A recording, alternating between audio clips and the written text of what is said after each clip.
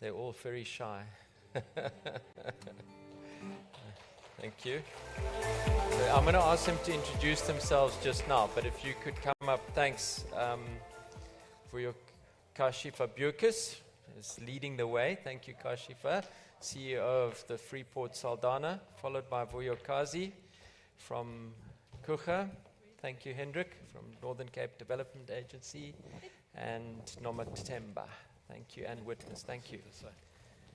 Nomathemba's from Sasol, and Witness from Gauteng Development Agency. Okay, thank you. But I'm going to ask them to introduce themselves just now. But first of all, just welcome everybody, and I'm looking forward to engaging with these our panelists today. I mean, they really represent the forefront of the hydrogen revolution at local and provincial level. And this is where ultimately we're going to be cooking with gas. So the sort of provincial level, and particularly the role of the SEZs in the context of the provincial strategies is very relevant. So from an Atlantis SEZ perspective, we are not in any way forerunners in the green hydrogen space. Our focus would be down the line on some of the component manufacturing potentially. But SEZs, for me, are really a fantastic tool. They're a fantastic development asset in the hands of government, and particularly our provincial governments.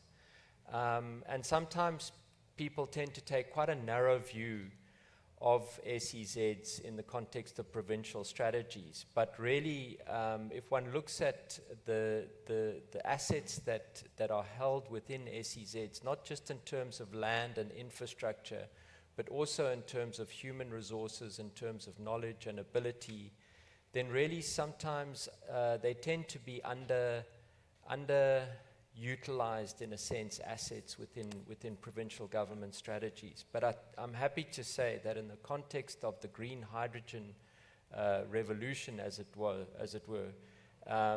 they really are playing a leading role. And so today's discussion is something that I'm really looking forward to in that respect. So we have on stage 5 players in this space representing Gauteng, the Northern Cape, the Western Cape, and the Eastern Cape. Gauteng really represents the kind of incumbents in the space. Sasol has been producing. I'm going to ask Nomathemba just to introduce herself and Sasol in that context. Thank you. Nomathemba. Okay. Thank you, Matthew. I am Nomathemba Horane, Principal Specialist in Business Development and Partnerships from Sasol. However, as I sit here today, Matt, I'm representing really the energy industrial or energy transition industrial cluster, and not so much as Sasol. But yes, Sasol produces about 2.4 million tons per annum of grey hydrogen. But maybe perhaps let me touch a bit on my role and what it entails. So the other day I was actually reflecting on, COP28, given that it's about a month or so away, and its significance. So COP28, it marks the biggest accountability moment in the history of climate change, because this will be the first time that countries will be assessing the world's progress towards, addressing the climate change crisis. Actually, the assessment report, the Global Stake Assessment Report, was released the other day, and in there it clearly articulates that whilst there are efforts, as countries, we are behind, we are off track from meeting or maintaining the global rise to that 1.5 that was agreed on during the Paris Agreement. So what that means now is that as countries, we need to think about innovative ways of fast-tracking this energy transition. Yeah. Actually, one of the agenda points for COP28 is exactly that. How are countries going to fast-track the energy transition? And what the COP28 presidency has identified as one of the potential solutions was collaboration of private and public sector. So what do I do then? I am catalyzing the collaboration of co-located industries in the Vaal region. Okay.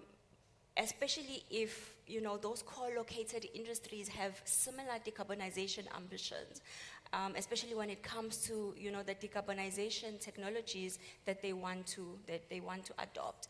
This is with the hope that as we implement this low carbon intense ecosystem or economy, it's going to be sustainable, successful, and accelerate the transition.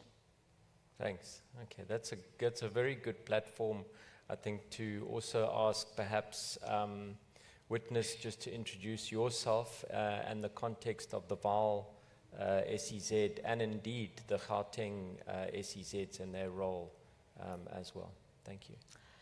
All right, thank you, Matthew, and good morning, ladies and gentlemen. My name is Witness Mugwana, and I am from Gauteng Provincial Government, specifically the Department of Economic Development, and I'm within a unit called Sector and Industrial Development, and I'm responsible for the green economy and energy sectors. So, in the context of Gauteng, the Gauteng province has a network of special economic zones. We implement those through our development agency, the GGDA. We have various special economic zones at various stages of development. There's one in Tshwane, which is the Tshwane Automotive Special Economic Zone, which it's our most advanced SEZ. It's focused mainly on the manufacturing of automotives and automotive components. But of course, we also have the Vaal Special Economic Zone, which is located within the Vaal region. And it is, as you have mentioned, Chair, that the Vaal SEZ is our main anchor into the green hydrogen space. The Vaal region, as the previous speakers have mentioned, the Vaal region, and by extension really the Gauteng province, has a long history of, a historic cluster of capital intensive and heavily industrialized manufacturing. For quite some time, that has been the base of our economy. However, that industrialization took place under a heavily, I would say, toxic energy systems. And we are under significant pressure to decarbonize. So the Vaal SEZ is meant to drive domestic utilization of green hydrogen, as well as drive reindustrialization within the region. That is how we have anchored the hydrogen strategy of Gauteng for the Vaal region. Of course, we also have the OR Tambo Special Economic Zone. That Special Economic Zone is located within the eastern corridor of the province. It has 3 sites, 2 of which are located very close to the airport, and 1 is located very close to a metals refinery.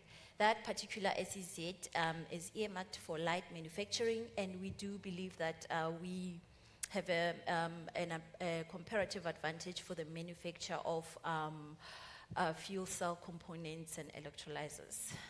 And yeah, I'll stop here for now. Okay, we'll come back. I think there's some interesting points that you've raised there. But so Gauteng very much represents the kind of incumbents, the traditional location of a lot of our industrial capacity and manufacturing, and in particular the hydrogen or the grey hydrogen that has been produced. But now we come to the new kids on the block, the revolutionaries, as it were, in the disruptors in the green hydrogen space, and those are our 3 provinces, the Cape provinces, Northern Cape, Western Cape, and the Eastern Cape, and really representing new initiatives, new industrialization associated with renewables and also with the green hydrogen space. And although these are sort of new initiatives, they're obviously backed by the incumbents, by the big players in industry and the private sector. So some really exciting developments happening in these SEZs and these local areas. If I can start with you, Kashifa, and the Freeport Saldanha, if you could just introduce yourself and Freeport Saldanha's focus. Yeah. Thank you, Matt. Hello, everyone. So I am Kashifa Bucas. I'm the CEO of Freeport Saldanha. And, you know, I think when we started in the special economic zone in 2014, hydrogen was not part of our master plan, I will say. But, you know, the market dynamics have shifted. And so I think the reason why I think we're the newcomers on the market, and I think for the Northern Cape, the planning has been a long time coming. So I don't know how Hendrik feels about being called a newbie. But, you know, we have to respond to the market dynamics, the opportunities, the policy drivers, and then the opportunities and the needs coming from the private sector, because they believe in a product coming to market.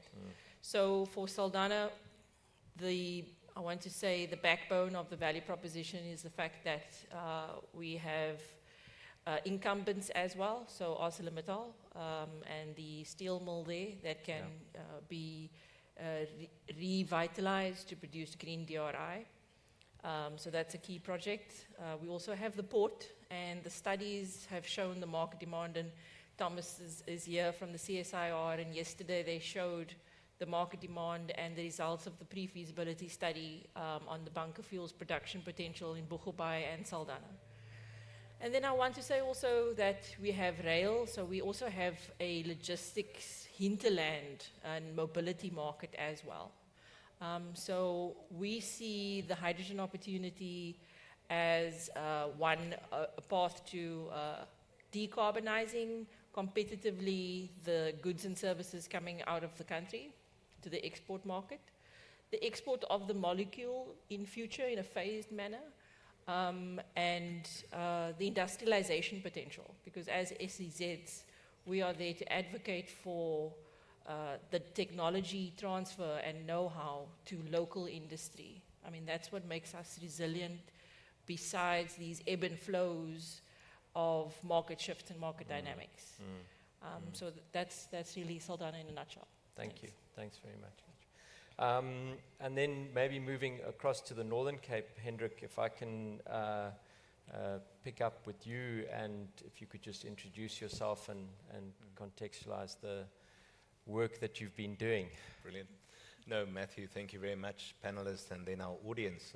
What a privilege. Acting CEO of the Northern Cape Economic Development Agency, known as NEDA. We are the helping hand, and literally we are the helping green hand for South Africa currently and SADC in terms of the GH2 process.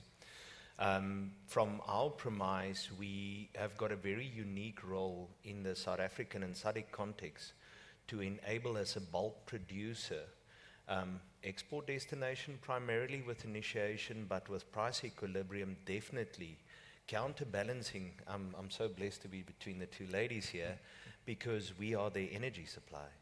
Their transition as industry is pertinent dependent on a bulk supplier. The only way that we can balance the equation to be a competitive global exporter, but also effectively transition and remain globally competitive in terms of our industries, will be to have the price comparison to be competitive in the notion, I want to call it the unicorn, the $2 per kilogram. And I know there's certain mention already of $1 a kilogram, but I think that's the pink unicorn. But that besides, where we are going is the Northern Cape ideally placed to provide that, but the Northern Cape not in isolation. It is the Northern Cape within the corridor which we've signed up. The early phase business case, the early phase technology interface, the supply and the cross-spread of this energy into our partners and very good friends of ours, the Western Cape, complementing what's happening in the Eastern Cape. And then Namibia is a sovereign country, but a keen partner of ours. The supplement of energy that we can have. That volumize along the corridor sufficiently to make sure, and now I want to be very provocative, Please, colleagues, 11 o'clock, join us for the Northern Cape Master Plan. We're going to be launching well it. done, Henk. Coming to that is the master plan is a lead for us in SADC. We did our strategy 2 years ago, launched it at COP26, whereby we said we've got an ambition. The master plan is saying this is no more ambition. And I don't want to give a shout out to our lighthouse, but also our partners, Sasol. Ladies and gentlemen, we've finished, and it must be going to cabinet shortly, the techno-economics. I can tell you that the Western SADC corridor is highly competitive in bulk. So in this master plan that we're going to be giving, we can then show the regional interface, but also Buchu Bay. Greenfields project, yes it is, but we can do it completely green now, end up in our certification, volumize it to supply then the South African context. So from that premise, the Northern Cape, literally a pivotal point in the balance of SADC, but bulk producing, bulk production in partnership, where we can start addressing the 3 critical pillars. Infrastructure, shared common infrastructure, 765 line from Eskom. It's not a prayer, it's not a request, it's a demand, it's a must. It's a 5-year horizon must for us at this stage. We have to start talking pipeline. We cannot stand on global stage and speak JP and we can say we can lose a Secunda, we can lose a Van der Bijl. There's no way. South Africa needs us, and we need to unite now as the Western corridor to supply our brothers and our sisters on the Eastern and Central corridor to enable them. And the hard to abate, the mobility, the industry transitions is what we need to lead. And the master plan gives that equation. So where we fit in, we are but one of the humble partners, but we are the Sasquatch partner.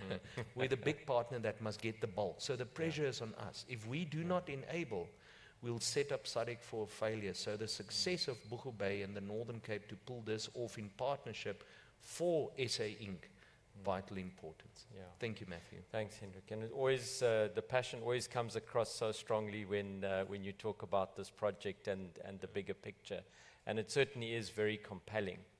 But last but certainly not least, for Yokazi from Kucha, if you could just give us an introduction and then context as well.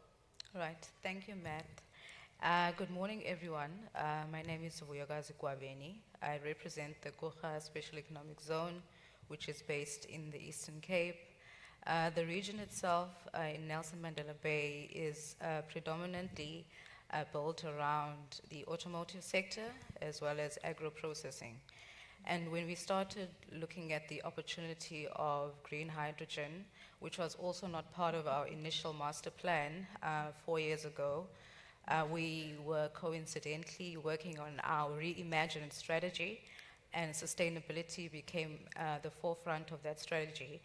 And the opportunity presented itself when an investor came to us to look at the location and the possibility of exporting of green ammonia from the region itself.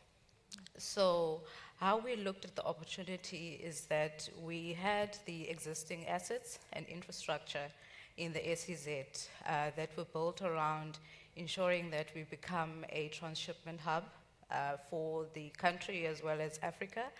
And the infrastructure also is to ensure that we become the export hub as envisaged by the SEZ Act itself. So when working with that opportunity, we could identify that the Eastern Cape does provide the resource that is required for green hydrogen production. And it was a learning curve for us in that we looked at some of the elements working with some of our partners that would enable this opportunity to be realized. And we went into a detail of doing a feasibility or pre-feasibility study at looking at the elements that would make green hydrogen possible in that area. So we started an exercise of looking at the electrolyzer technology and how we could enable the development of a production facility in that area. And what became apparent is that we needed to look at, over and above the renewable energy resource that we had, the availability of water in the area. And at the time, we were having quite a major crisis around drought in the area. So we had already started looking at other options of augmenting supply of water in the special economic zone and the broader region. So we had started working on a desalination plant, which proved quite feasible. And we had already started with the licensing and permitting that was required for that. And not only to provide water, but in terms of our master plan, we're working on an aquaculture development zone.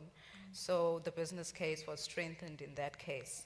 And so we were able to identify that we could provide the resource that was required, but that required quite a lot of planning, and we were at development phase at the time. And that would require us going out to find finance, to get the offtake. So the lead times on that were quite long.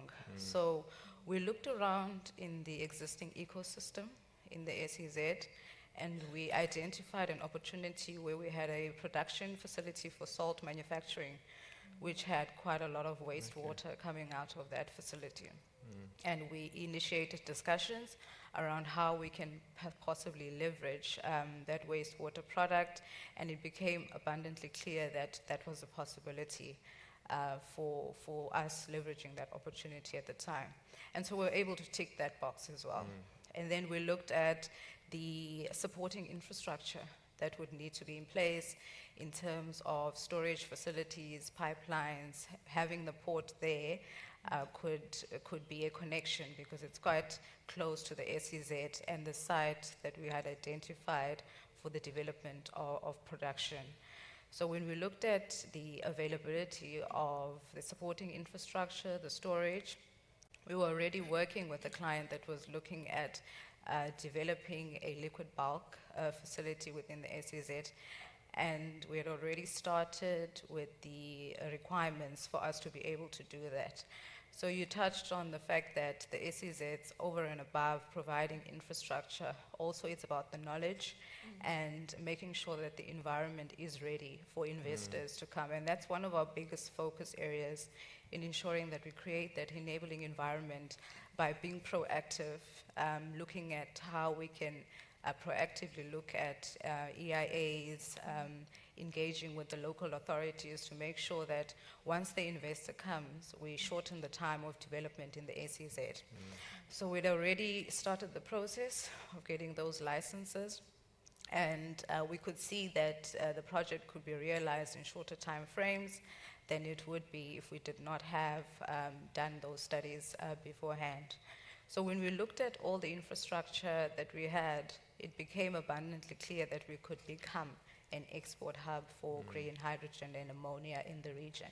And I think that's when we saw that we could move from pre-feasibility and then start engaging clients that would be interested in developing projects in the SEZ, predominantly for the export market. I'll end it there for now. Okay, thanks. And I mean, what I like about what you're saying, and indeed what's coming out of both Freeport and the SEZs and the Northern Cape is this concept of the hub and an asset. It represents an asset that was there. It had been set up. It had been established. It had been capacitated with the resources. And as this big opportunity around green hydrogen has emerged, these assets have been able to be deployed in support of this strategy. In the case of the Northern Cape, it's about actually using the framework and the legislation that's there to land it and build this concept around. And of course, in Gauteng, it's also now looking at how do you take your existing capacity and reorganize it and gear it towards this, as you were saying, this green transition as well. And I think that reinforces the really crucial role of these assets, of these SEZs in the context of these provincial strategies, which in themselves, of course, are aligned to the national strategy. So I want to come back a little bit and just pick up on the Gauteng context and the SEZs. Nomathemba, you were saying the importance of the partnerships, but also there's this thing about the Vaal Energy Transition Industrial Cluster, and this concept of clustering is really a very powerful one. And you also talking, Vuyokazi, about the connections between the different elements in that ecosystem that you're able to leverage. And I know the same is true for Freeport. Do you want to just go a little bit more into how that transition and that cluster will work? And then maybe if I can pick up Witness in terms of how maybe the VAL SEZ will be supporting that as well. Yeah, okay, thanks, Matthew. Maybe perhaps let's start with an understanding of what an industrial cluster is, right? So this is not a new concept. An industrial cluster is just a geographic area where industries are co-located.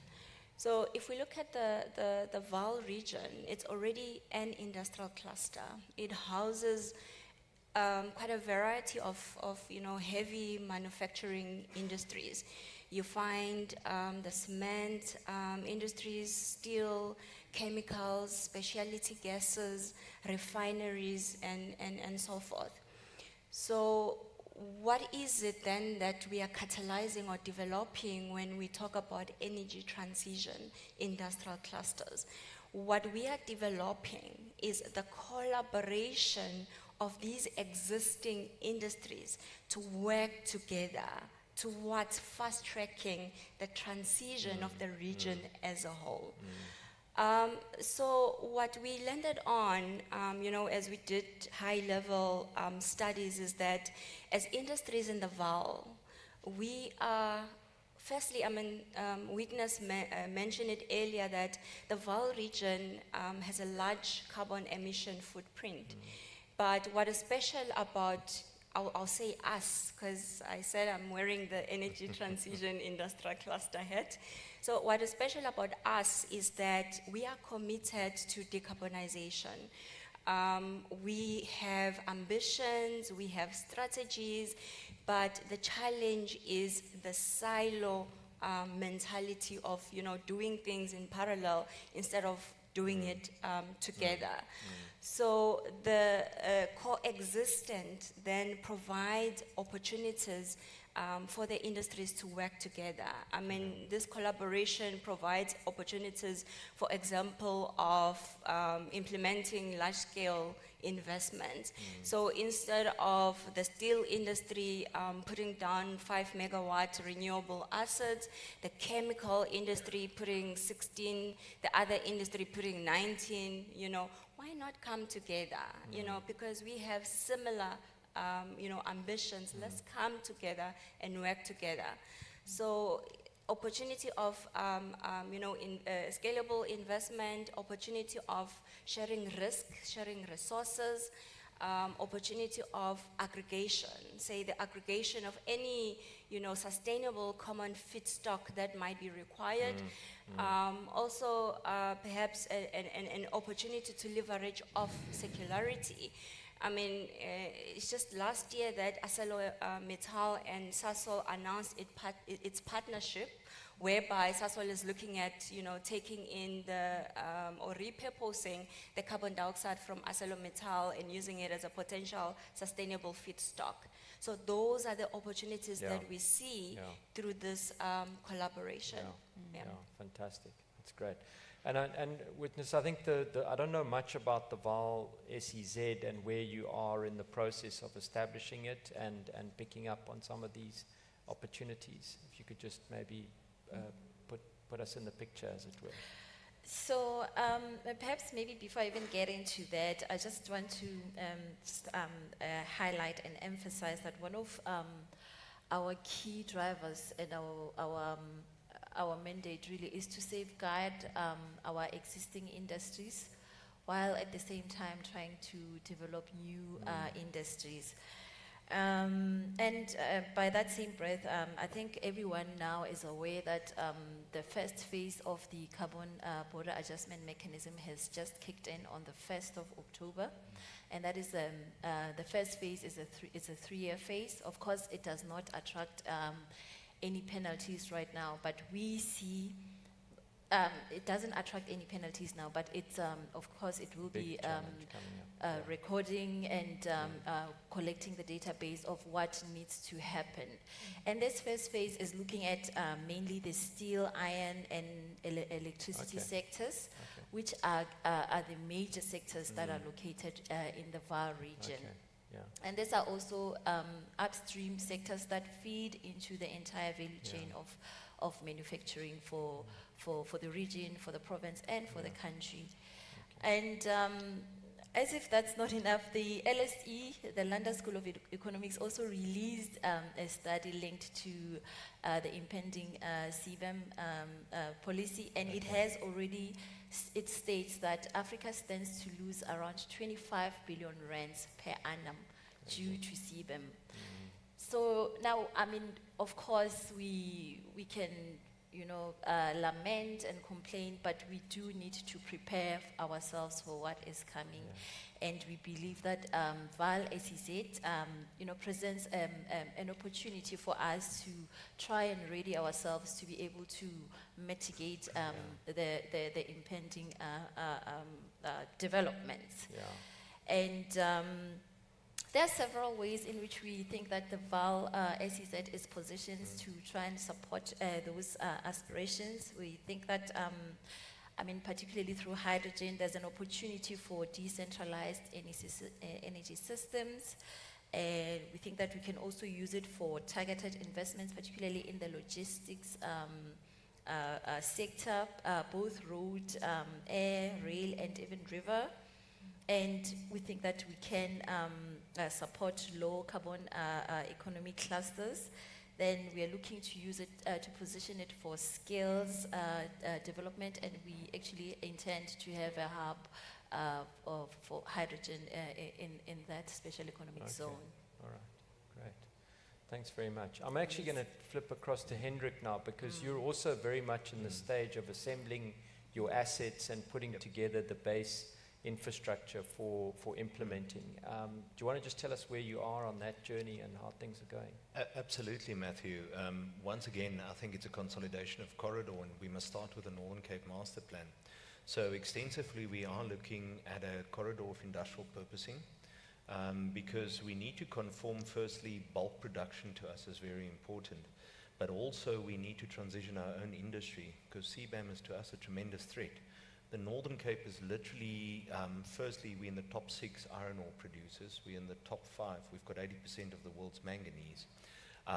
We are the top exporter to Europe as well in terms of citrus, etc., during the cold winter months.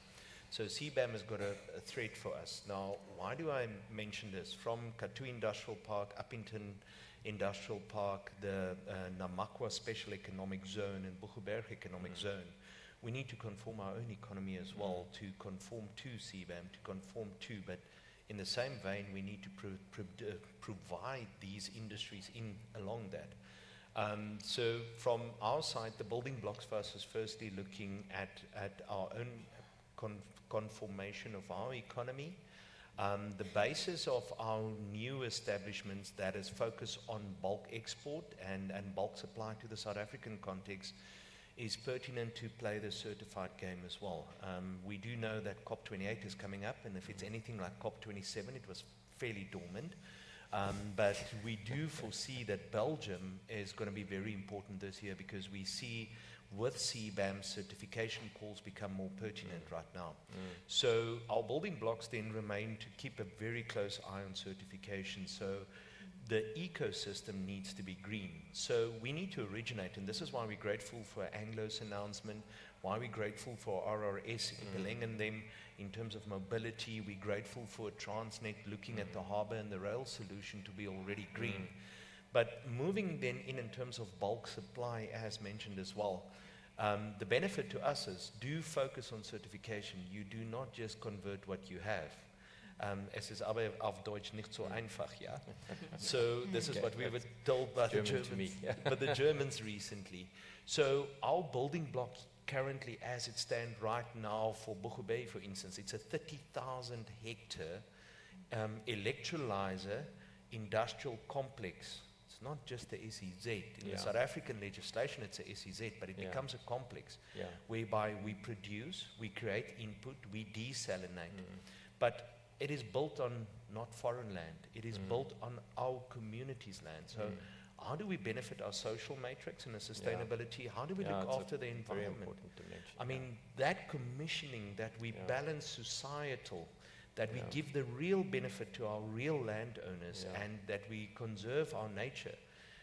It's a principle for us, not just compliance, but compliance-wise, it's very important. This is why we're doing a 4 million hectares here, and then creating that infrastructure. The source of that infrastructure need to be from the word go green. And then that ecosystem of supply, that ecosystem of human capital, that ecosystem of human settlement, that becomes very important. So our modeling, which is beyond now and is going towards implementation, SDFs are completed, land acquisition processes are underway. Community participation is integral consistently for the past 3 years. Those are our building blocks. But what I need to emphasize maybe just on that, time. CBAM, we all had this, we're working towards 2050. I mean, yeah, it's quite a distance, it's 30 Yeah. odd years down Yeah, the it comes line. quickly, We've got 2030. Yeah. 2030, a whole Orange and the Vaal River needs to convert by us. 2030, we need to convert 38 of the top producing mines Yeah. that is drivers in the South African GDP. 2030, we need to have a bulk producer exporting to create foreign currency to offset the return investment.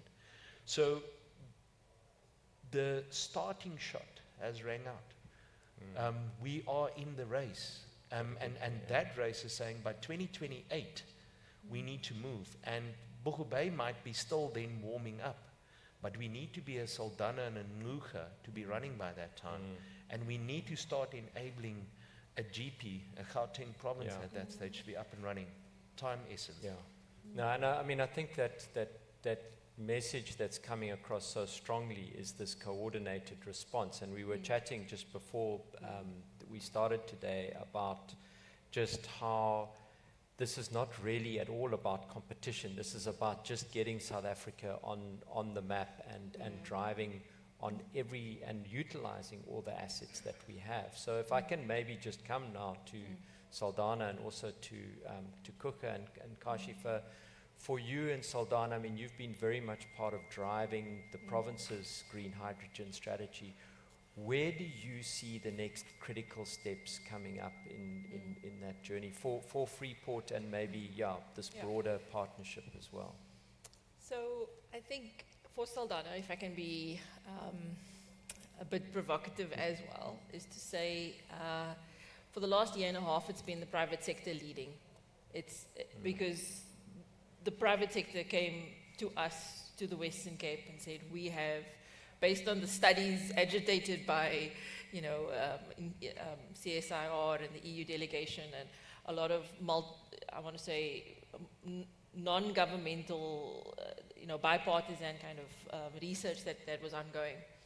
So the private sector has been driving the interest, and I think that the theme for me for 2024 is going to be public sector readiness in an activated execution mode. And I can say that now because the commercialization strategy is going to cabinet tomorrow, and I have firm belief that it will be ratified and resolved. And so now then it's execution. Right. Because, and I think then the focus needs to be on, and my colleagues have picked it up, is then what is that enabling thing from the public sector? So in Saldanha, we're having very pragmatic discussions with project developers, like Sasol, RRS, and yesterday Atlantia and Phelan Energy did their pitches on their project. So they're an example of that activism coming from the private sector. Yeah. So for me, taking a pragmatic, it's shared infrastructure. So it's water, it's pipelines, it's biodiversity challenges. We need a collective solution here to be able to say, because I don't know about the other provinces, but in the Western Cape we have an offset strategy and certain policies that says that the developer needs, in order to develop a certain pocket of land, you need to have a like-for-like kind a biodiversity offset land somewhere else of the same kind of conservation status or better. But we don't want these project developers piecemeal, you know, because also if you have one-on-one discussions with that landowner or that entity, then there could be some price setting and, Competition, yeah. and increasing competition. So, and also, you know, when a private, when you do your EIA and you come back to the relevant authorities to approve your EIA and say, that's my biodiversity offset receiving land, they're going to look at it holistically in a system way. You know, so does this portion of land actually contribute to our conservation targets as a province and as national government? Because these things tear up.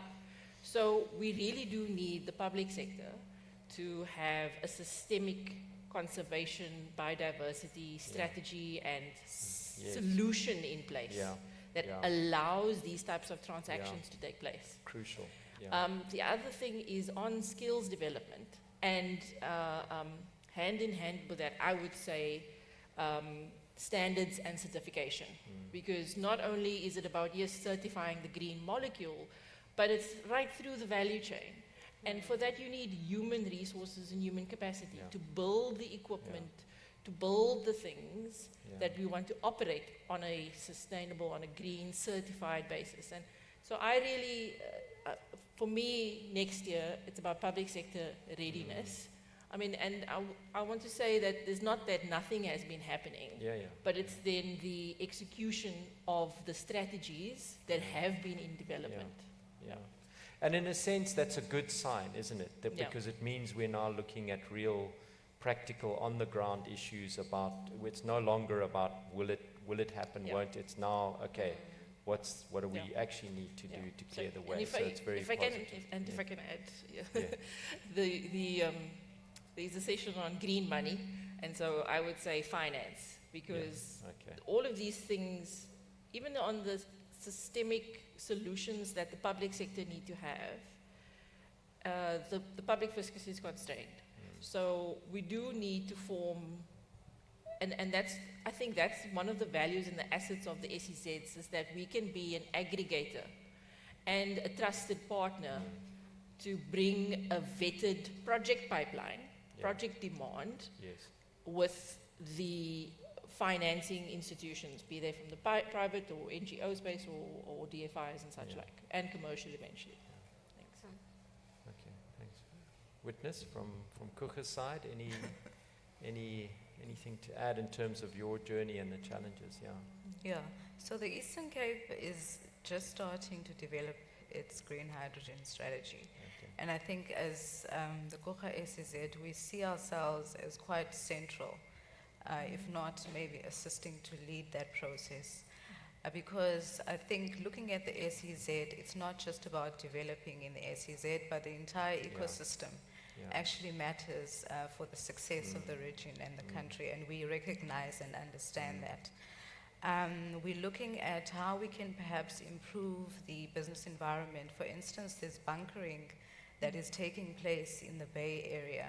And there's been quite a lot of issues, environmental issues as well, that have been affecting the development and growth of that sector. So how do we create a space where we're able to transform and assist that sector to not only leverage current opportunities, and how can we grow it in the future going forward? And also just looking at the industrial base in the region, which is the automotive sector. And it's quite a competitive one globally, and there's quite a big push to have the industry green for us to be globally competitive. So how do we start positioning ourselves as an SEZ to have the feedstock, the resources that are required for our local producers to be able to leverage that? So we do see our role extending beyond just the SEZ in how we assist. Kashifa mentions that private sector has been leading in the development of this industry, but how do we now as government come to play in ensuring that we collaborate with other government departments in developing policy and legislation that is supportive of this green hydrogen industry? And also over and above the fact that we're looking at becoming an export hub in the short term, I call it, how do we localize? We are looking at a pipeline of major projects within the area around steel production, around cement production. Now, how do we ensure that we are prepared for the investors that are coming into the future who have quite a high sustainability imperative in those hard-to-abate sectors? And also looking at our current ecosystem. We were having a conversation yesterday with some of our colleagues from Linda on how we can perhaps start the conversation with existing investors on how we can transform those industries that are classified as heavy emitters inside the SEZ. So I think over and above just looking at what's happening in the SEZ, we do collaborate with the existing authorities and private entities outside of the SEZ. And I think we are going to be playing quite a pivotal role in how we transform industry and driving sustainability in the region. And it's very positive to see how these existing assets are working very much with both the provincial and the national strategies. And these terms like the clustering, the ecosystem, the partnerships, and that it's really a location, SEZ is a location, but it's also about a set of relationships and connections and value chains aligned to this location, which becomes so important. And that really does become part of the asset to be leveraged. I think that's very positive. We've got about 15 minutes left for the session, so I would like to open up questions to the floor, and I see a hand over there. Yes, if we can get a mic. Okay. Thank you so hands. much, Matthew. Yeah. Thomas Rus from CSIR. Some issues have been raised by the different panelists, and I'd like to pick up on something. Hendrik, with his traditional provocative but nonetheless helpful statement, mentioned the requirement for electricity transmission from Eskom. Now, hydrogen often is described as an economic opportunity. It is a decarbonization opportunity, but it's also an energy opportunity, and that, I think, is underappreciated. All the SEZs here, with the exception of Gauteng, will be looking at making ammonia. And that will require large-scale renewable assets. An islanded grid is wonderful. It's splendidly green. You can certify it, but it results in electrons being curtailed. It's difficult to justify that in a country with load shedding. A connected grid makes a lot more sense. You can sell that excess electricity. How do you sell the excess electricity when significant parts of the grid are saturated? There is an Eskom discussion required here. To the best of my knowledge, the IRP, latest iteration, doesn't involve hydrogen. There is a discussion required on the total energy system and how hydrogen fits into that. The investment required to make the hydrogen for export. Although we have a problem with our grid, it's a unique opportunity. None of our competing jurisdictions have a grid where you can sell excess electricity. We do, which means we can sell at a lower price for the same renewable resource, or alternatively, we can sell at the same price as places with a better renewable resource. But it only works if the grid can evacuate those electrons. Yeah. Eskom has a lot on its plate right now, which I fully appreciate. But I think we need to have a discussion about how we make the grid strong enough to allow each of these investments to evacuate those electrons, assist with load shedding, assist with energy resilience, to allow our manufacturing to maintain. And I believe that is a comment that came from Gauteng. Great, thank you very much. The gentleman behind you had his hand up, I think. No? Oh, okay. Would any of you like to respond to that comment? I think it's a fairly solid comment that is well taken, and I think there are enormous challenges in that space. I mean, just the amount of transmission capacity that has to be built is quite daunting. But to my panelists, Yeah, Kashifa? so I first want to say that there isn't an energy, electricity specific session. I'm not sure today sometime. I hope it wasn't now at 9, because otherwise I would have said, you got to go there, Thomas, and raise your hand. Maybe it's at the 11 slot. But certainly from our perspective, our project developers have raised that very question with ourselves, and we have also just recently raised it with the Western Cape government. So we would have seen the energy advisor to the premier around here yesterday, Alvi Lester, and so we had meetings with Wesgro, with Atlantis, with ourselves, with the Western Cape government. And certainly from the Western Cape government's perspective, they are agitating and lobbying, and they also have an intention of doing an IRP, and that has hydrogen in it. Now, yes, one can have a debate on powers and responsibilities, but I think that, if I can say, each province is recognizing the collective aggregated need, and it's becoming, over the last year and a half, it's becoming more and more defined, and that enables the provinces then to go forward with a clear proposition or clear ask to have a discussion on this with their counterparts. Unfortunately, I can't speak on Eskom's behalf, but maybe Hendrik will. Maybe you will. No, thank you so much, Matthew, and thanks, Kashif. Thomas Echo on that one.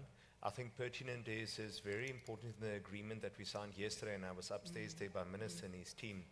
The prerequisite on that is a biannual meeting with the economic cluster involving. Point number one that we've agreed between the DGs yesterday in our pre-briefing is our first point of argument for reference for contribution is grid. I'm quite grateful that you nominated yourself just now on that task team. I'm very grateful. Thanks, Thomas. But coming to that is I can tell you right now, the first meeting should be in the next fortnight. The argument that we've already engaged with Eskom gave the commitment to look at our planning. The backbone of that planning in the master plan, if I may provoke and prompt you to the 11 o'clock session again, is the 765 kVA line. It's not a molecule solution, it's an energy solution. The energy solution is a molecule and an electron solution. That 765, thanks Kashif for that as well. I mean, the Western Cape is point nodal in the middle, but it literally stretches from Namibia at this stage, Northern Cape, Western Cape, Eastern Cape, feeding them in. Because the Gauteng feed is not just the pipeline. That 765 line must cut into KwaZulu, cut into Gauteng then at the end of the day. So that is quite well advanced. You are also collectively correct to say that it's not on their planning currently. The JP process has deviated a lot of the resources to be on the eastern side. We must alleviate the eastern side by enabling the western side. So I can undertake that the 3 DGs will meet with the collective. That is going directly through, and then we will be meeting with the EXCOs or the Eskom seniors. And from that premise, I'm very grateful, Matthew, that Thomas has been a stalwart, having our back, opting himself on there. And have you solved the offtake challenge yet, Thomas? Because thanks very much. I think the point also here, I think that's come up, is that from a public sector perspective, we're really trying to lay the infrastructure and the capacity system that will enable the private sector finance and investment and ability to play to its fullest capacity and extent. And it seems to me that part of this grid problem is also about how we bring private sector into helping solve that solution in a constructive way, while still retaining some kind of centralized control over the management of that system. So that I think is also something that needs to be looked at. But like with the role that the private sector has played in all the initiatives thus far, very much leading and pushing, there's an enormous amount of ability and capacity and energy, to excuse the pun, that is coming there, and we just need to be able to lay the right foundation to give that the space to run, and I think we'll be doing good. So it is the challenge, but of course these SEZs and provincial systems and capacities represent the basis of that. So I think it's a very positive step that we take. It would actually be good to convene again next year with this panel and see where we are and where we've come from and how much new private sector investment that we're seeing in this space. Because I think the more that government gives the certainty, the more that it gives the certifications, the approvals, the licensing, the more that the private sector is going to feel confident about the future of this space from an investment perspective. We've got about 3 minutes left. I don't know if we have any more questions, but if not, I'm going to ask for just a final quick word from each one of our panelists. Yeah, thanks. I'll start with you, Kashifa, and we can work down. Yeah. So the one collective from the project developers is really on offtake and certainty and guarantees and mechanisms that allow for early movers, to understand how to manage the risk of that premium.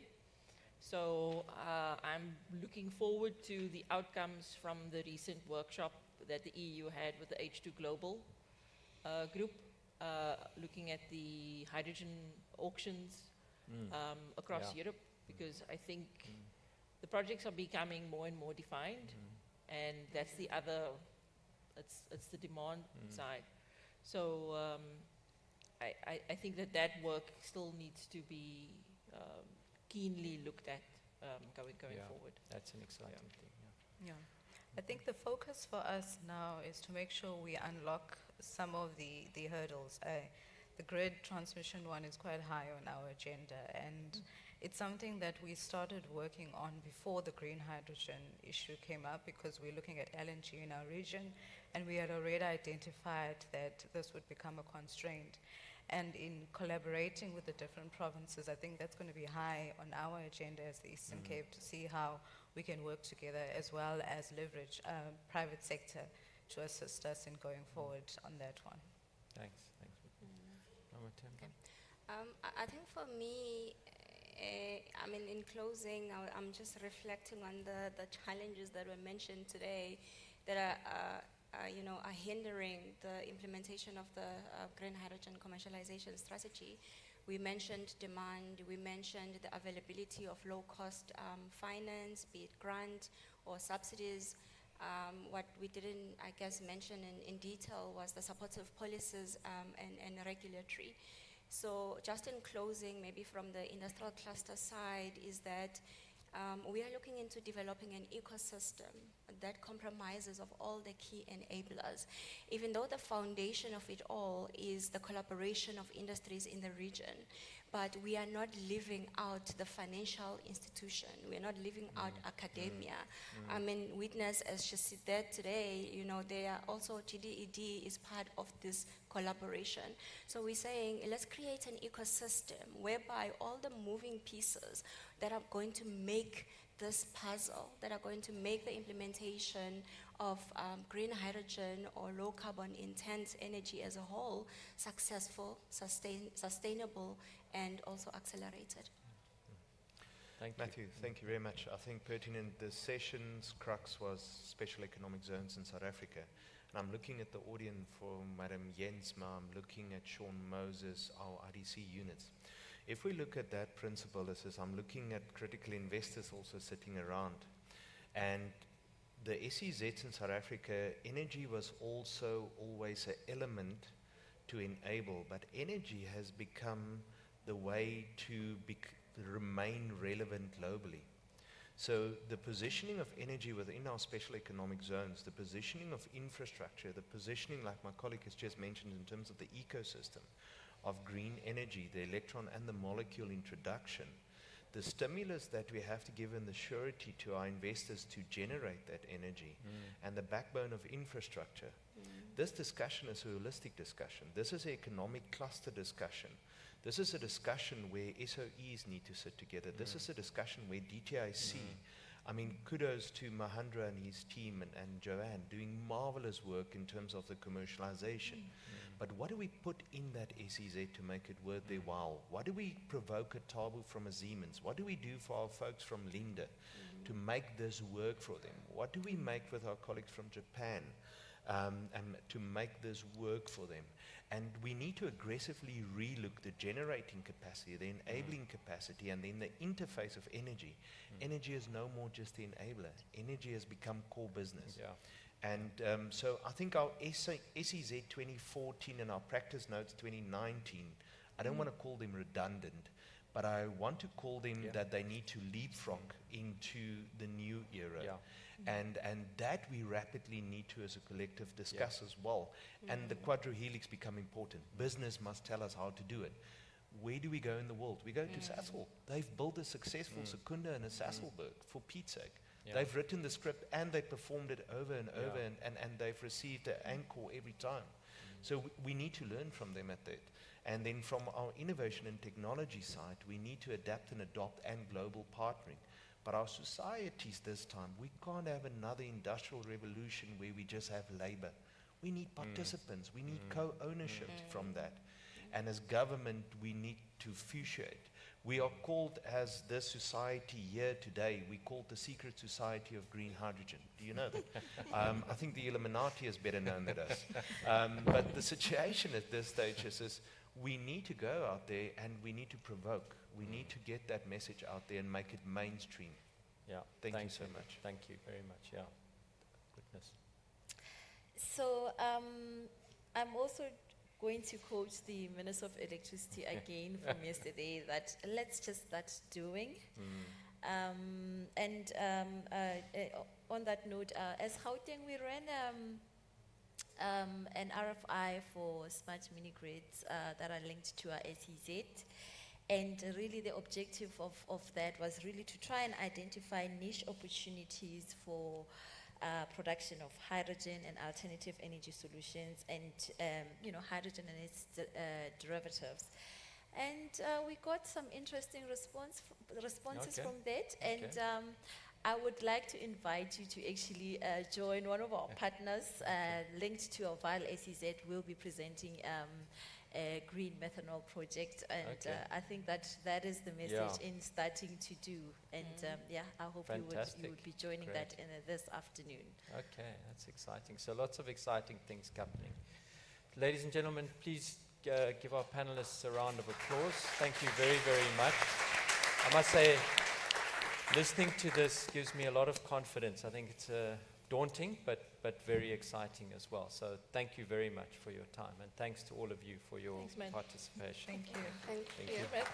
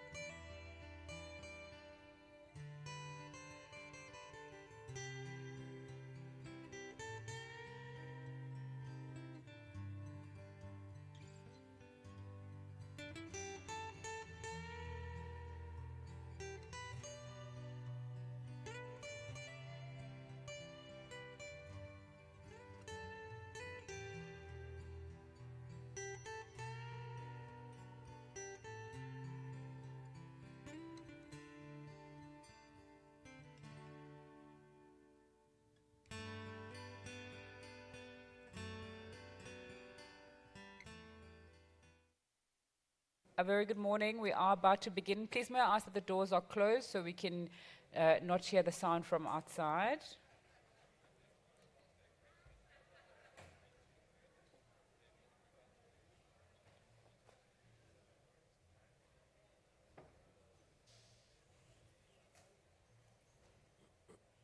Thank you.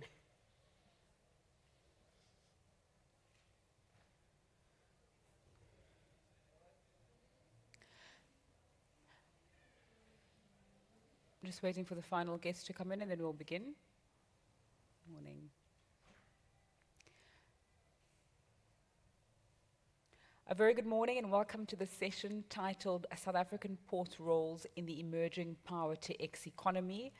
The PTX industry harnesses surplus renewable energy to try and craft commodities like synthetic fuels, chemicals, and green hydrogen, offering an avenue towards sustainable energy solutions. So ports are integral to green hydrogen economy with the potential of so much development there when it comes to renewable energy, electrolyzer parks, green ammonia production plants, and associated infrastructure. Seaports in particular are primed to function as several hubs, central hubs, facilitating the export of green hydrogen to international markets, catalyzing the worldwide transition to clean energy. So our discussion today is founded in this, and I'm so pleased to be in conversation with Takir Ahmed from the Transnet National Port Authority, Rico Salgman from the World Bank, Mtunzi Madia is not here, Thomas Rus from the CSIR, and Sobantu Dilai from SAMSA. Thanks all so much for your time. Mr. Ahmed, perhaps I'll start with you. Just give us context into how Transnet plans to facilitate the growth of PTX industry within ports. No, thanks. Is it on? Okay. Yeah. Good morning, colleagues. So, Transnet's plans when it comes to PTX in the port. So, if you look at ports now, I think let's have just a quick overview in terms of ports. Traditionally, ports have been, key for any country. In the past, that was the main place where you went to go trade, internationally at the ports. Goods came in, goods went out, and then they became nation builders. So ports are basically nation builders. And if you look at the, today now, in terms of movement of cargo, 80% of cargo in the world goes through the sea, through ports. So ports are, they're very key, central modal points, multimodal points. So at the port, you'll get the ships that will come in. Leaving the ports, you'll have trucks, you've got rail, you've got pipelines, you've got conveyors. It's this unique multimodal point. So it's quite becomes a sort of an important hub to create an opportunity for your PTX. Not only for the production and export, because everyone comes into the same spot, you can fuel everyone at the same spot. So trains coming in, trucks coming in, your ships coming in. Now you've got the IMO regulation that indicates that you need to start using green fuels. It's something that's come through in this year. So they're going to be enforcing it soon. So we need to start also greening your shipping lines and the like. So the way does then Transnet come in? So with us now, we've then through our research in the last 2 years or so, we've then realized the potential for ports to act as a hub, and then for us to facilitate that, we need to start creating facilities to then store the products and to then export the products. Mm-hmm. That being ammonia and methanol is mainly what you're looking at. Because now we are governed by the Ports Act, we need to then follow certain regulation and the guidelines. And part of that is to put out you put out a bid for the development of a terminal. But before you put out a bid to develop a terminal, you need to do better market study. So as I mentioned for yesterday in my other panel discussion, that we are looking to launch a request for information, an RFI, to the market on hydrogen for all our ports. And basically what that will be looking at is that we reach out to the market and say, tell us what do you see, in terms of export. What products? It could be now methanol, ammonia, LOHC, Maybe even if there might be an interest of exporting fuel cells or electrolyzers. So just get an idea, and once we have an idea of what to expect per port, then we then start developing a request for proposals to then develop a facility. So it's a structured process that we follow. Okay. Thanks. All right, perhaps Mr. Saltman, you'll give us a global perspective from the World Bank. How will ships be needing PTX fuels in various port locations? Yes, thank you. So what we've done at the World Bank is we wanted to find out which countries would be becoming the future producers of zero carbon ship fuels. This is a work program which we've been pursuing now for 2 years, and it has two components. One is we do engage with the international regulator, the International Maritime Organization, which is the UN body sort of regulating global shipping, environmental standards, safety standards, and not least greenhouse gas emissions. Those 3% of global greenhouse gases, that's about 1 billion tons of CO2 each year, is emitted by shipping, and shipping is a global industry. And South African ports are connected to the world through global shipping. It's international operators, internationally operating companies, and to reduce that carbon footprint, we need global rules. Now, this was the starting point when the IMO adopted in 2018 its initial greenhouse gas strategy for us at the World Bank to become active in this space. At the time, that strategy in 2018, where member states agreed that shipping has to do something about their carbon footprint, prescribed that by 2050 we should have 50% reductions in global carbon. Now we're coming back from negotiations at the IMO just recently in July, where member states have increased their ambition level to commit to net zero emissions by 2050 for global shipping. And this is kind of what signals a demand for us to even engage more and even shed more focus on shipping and appreciate shipping as a potential demand source for zero carbon fuels. Mm-hmm. So this is the long-term aspiration goal, 2050, similar to what aviation has. But in the short term, what does that mean for us to leverage on this industry as far as the ports are concerned, the shipping companies are concerned, as well as the PTX industry? And this is a 2030 fuel target, which member states agreed on.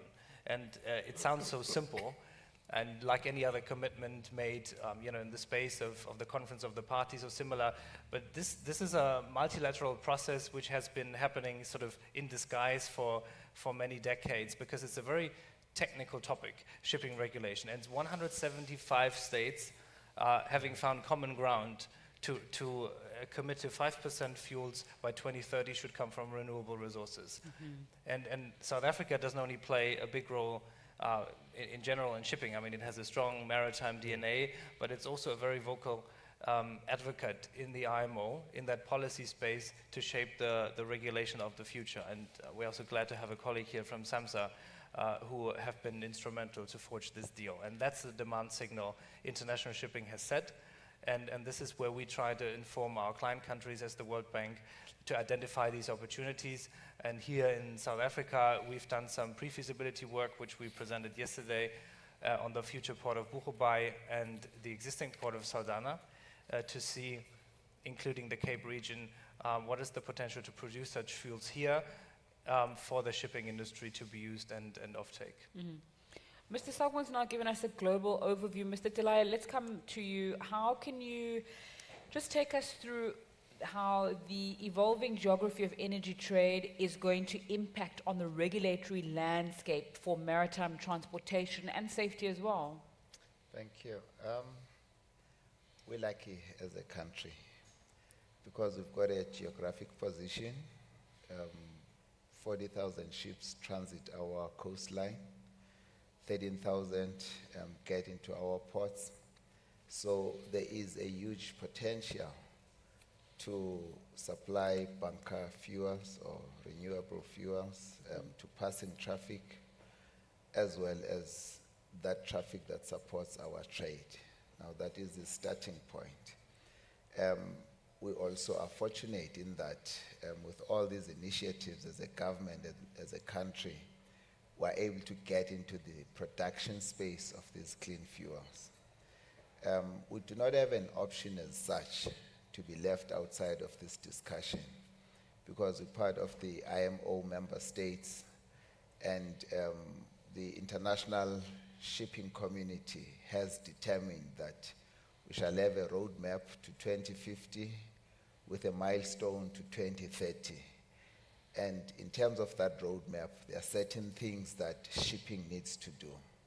Now, as a party to that international agreement, we are supposed to ensure that the ships flying our flag comply with those regulations at every milestone. But we are also obliged to uphold the international system. So there is a method that we do that. All ships that call our ports, we have to jump there and check their compliance and make sure that they uphold, as I'm saying, that legislation. So ordinarily, what you have normally is the ability to inspect, but not the ability to supply these fuels. It looks like we will be in a position to do both. Okay, thank you. Mr. Roos, there's so much potential there that's been spoken about, and we know that there's a demand, which was why we're here at this Green Hydrogen Summit. Are there ongoing efforts to develop PTX technologies that align specifically with South Africa's renewable energy resources and economic needs? And then how do we do that, bearing in mind the potential when it comes to ports and shipping as well? The South African hydrogen opportunity has been puzzling various actors for quite some time. We've got good solar and wind resources. We've got a long coastline. We, as a result of our good solar and wind resources, can produce green hydrogen at a competitive cost. We have platinum group metals, which, if you're making use of PGM-based electrolysis, allows a pathway for beneficiation of those metals. But the monetization of the renewable resources to turn it into hydrogen allows us to export sunshine and wind, you could say. For this to work, you need good patches of renewable resource close to a port, because you want to try and reduce your overland logistics. The South African Green Hydrogen Commercialization Strategy has a look at a number of South African ports and attempts to lay out what their value proposition may be. We at CSIR are, as part of projects funded by the GIZ and in collaboration with GFA and other partners, are looking at how we can really identify the value proposition of each port. Our ports are all different. Saldanha Bay is our deepest deepwater port. Richards Bay is our largest port. Durban is our busiest port, and so on. So if you're going to be making green hydrogen products for export, you need an off-taker. You need someone who's prepared to buy it. Typically, you now need to make your product economically competitive in dollar-denominated terms, delivered at a European port or a Japanese port. The beauty of fuels, as raised by Rico and by Takia, is that the customer comes to you. You don't have to go and deliver it at some distant place. The ship volumes, as mentioned by our SAMSA colleague, identifies a fair aspect of the market. If the shipping vessels currently calling at Saldanha Bay and Cape Town were to switch overnight to sustainable fuels, the hydrogen demand would be 504 kilotons per year. That's two-thirds more than Japan said they wanted to import from 2030 onwards. This is a big deal. Germany wants to import they need between 2.7 and 3.3 million tons of green hydrogen per year, and they will import the bulk of that. So, but that needs to be delivered in Europe. So for us to make fuels available in South Africa and to sell to the customer means you are not competing with Morocco, Saudi Arabia, Chile, Argentina, Australia, because it's on your doorstep, so to speak. We're on the trade route to the east. This gives rise to a great opportunity. And this is the background behind the techno-economic study that was jointly funded by World Bank and by GIZ. And it makes for an interesting opportunity for South African port infrastructure. Okay. I think now that we've gotten context on our subject matter at hand, I'd like to open up the floor for questions. Before we go into our second round of questions, I think we have a bunch of knowledge on the stage, and in order to make sure that people who are participating get as much information out of it, I would like to now ask if there are any questions from the floor. Please may you raise your hand, let us know where you're from and who you're directing your question to. Can I please ask that a roving mic goes to the gentleman in the grey suit? He's got his hand lifted up there. Or it's navy blue. My apologies, I can't see from here. Thank Hi, Mohammed Patel from TIPS. My question is for Transnet. So the approach of going to market to try and understand the demand for port services, if I had that correct, in the green hydrogen value chain, is that the best approach from your vantage point, or is it more, because, so I guess the risk is that if you want to plan these long-term infrastructure investments, you need to have a comprehensive idea as to what demand is going to be over some long time frame. So is there an appetite from you for a more sort of cohesive, perhaps policy-driven idea of, you know, what do we want to see in our ports, rather than, because if you go out to market now, you know what market demand is like now, or perhaps in the kind of short to medium term, but is there an appetite from your end from a more longer term understanding of what the infrastructure requirements are? Thank you. For port services? Thanks. Thank you. Okay, no, thanks, Mohammed, for the question. So one must also understand that when it comes to us as a state entity, it's difficult for us to or engage directly with private company, because there's governance and protocols you need to follow.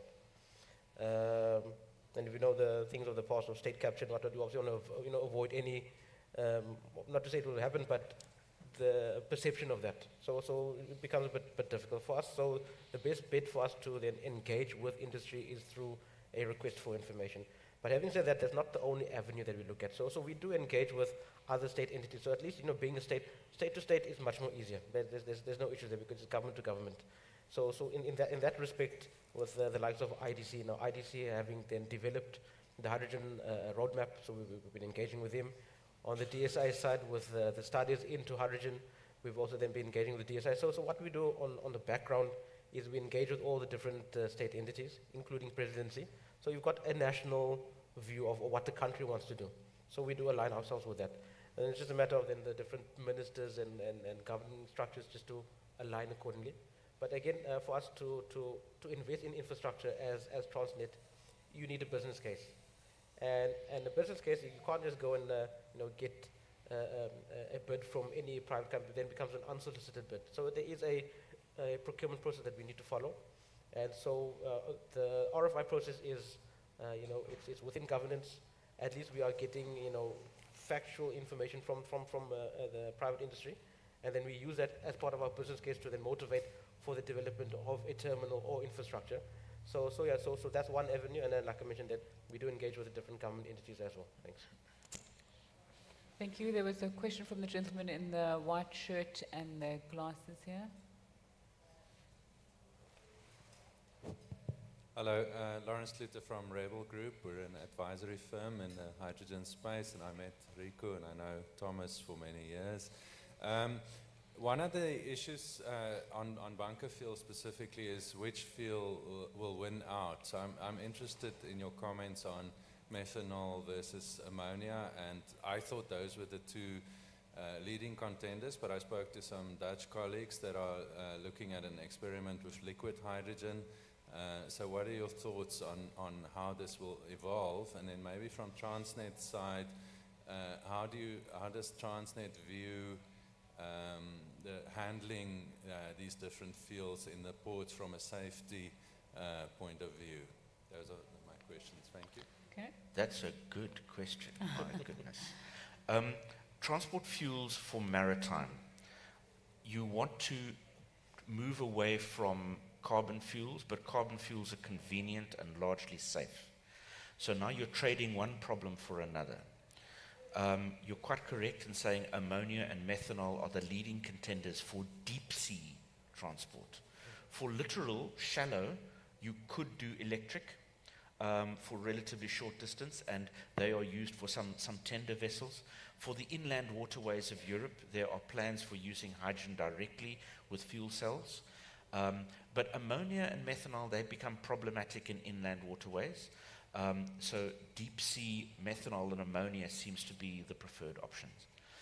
Ammonia has certain attractions. When you burn it, it makes no CO2 at all. It can make NOx. You can mitigate the NOx using various types of processes. Ammonia is exceptionally toxic to water life, which means that in the event of a spill, it's much worse than an oil spill. And that is a reputational damage that is difficult to cope with. That said, ammonia is traded internationally, and the handling of it as a cargo is well understood. But there's a difference between handling it as a cargo, where it's isolated in a cargo hold, and where it actually goes into the engine room, and things happen in engine rooms, as we know. So CMB, the Belgian liner, likes, or shipping line, they own all their own assets. They like ammonia, and in actual fact, they're building an ammonia refueling station in Walfish Bay. Maersk, on the other hand, the container liner, prefers methanol. Methanol isn't great for humans. If you drink it, it can make you blind if you survive. But if you spill it, it's far less of an environmental impact. The combination of sunlight and microbes will break it down. What further complicates matters is that the IMO have regulations and safety standards for methanol on board vessels, and the engines exist for methanol currently. And that is why the Laura Maersk is the first commercial large-scale vessel running on methanol at the moment. On the ammonia, on the other hand, the IMO regulations don't yet exist, they're on their way. The engines don't yet exist, they're on their way. I'd love to say there's a definitive answer, but we find that the different shipping lines are taking a horses for courses approach, and some prefer one over the other. There is no easy answer. All of them are hard, and they all require mitigations for human health. And so different companies have taken different options. I don't know if that helps you. Maybe allow me to add one point, and you mentioned Maersk as the first mover now having just recently, and I understand there was a delegation from South Africa facilitated by our colleagues from the GIZ attending that christening ceremony in Copenhagen. There's lots of talk around methanol, green methanol, as Maersk is moving as the first one into that space. But if you look at the order books of ships ordered from shipyards currently, you see there's a few hundred ships on methanol, so-called methanol-ready engines, but there's a similar amount, I think it's 130 ammonia-ready engines. So what does it mean, ready engines? That's a term which does not necessarily mean the ship is actually running on that fuel yet. But if you speak to shipping lines such as Maersk, they appreciate ammonia as the second largest contender in the fuel mix going forward as well, because the issue with methanol, they are even facing to pull off the first phase of vessel running on that fuel is the source of carbon. And the IMO has not only 100%. Agreed on the fact the fuel has to be green at the exhaust, but it should be appreciating the full life cycle of the fuel. And that basically, this is where you would struggle at some point to find a sustainable source of carbon to produce your methanol from. And this is where the pure green ammonia case is made, I think. And I guess there's a few projects out as well on safety standards on the way, so the first ammonia vessels could hit the market using LPG carriers who would otherwise transport ammonia as a cargo, and then having them run on their own cargo, similar to what LNG carriers have been doing when LNG was going bigger in the markets, but it actually has been doing this since the 70s and 60s. So I think there's a dual fuel future. Biofuels is the third option, but again there we're struggling with a sustainable biogenic source of carbon, so it's even more difficult.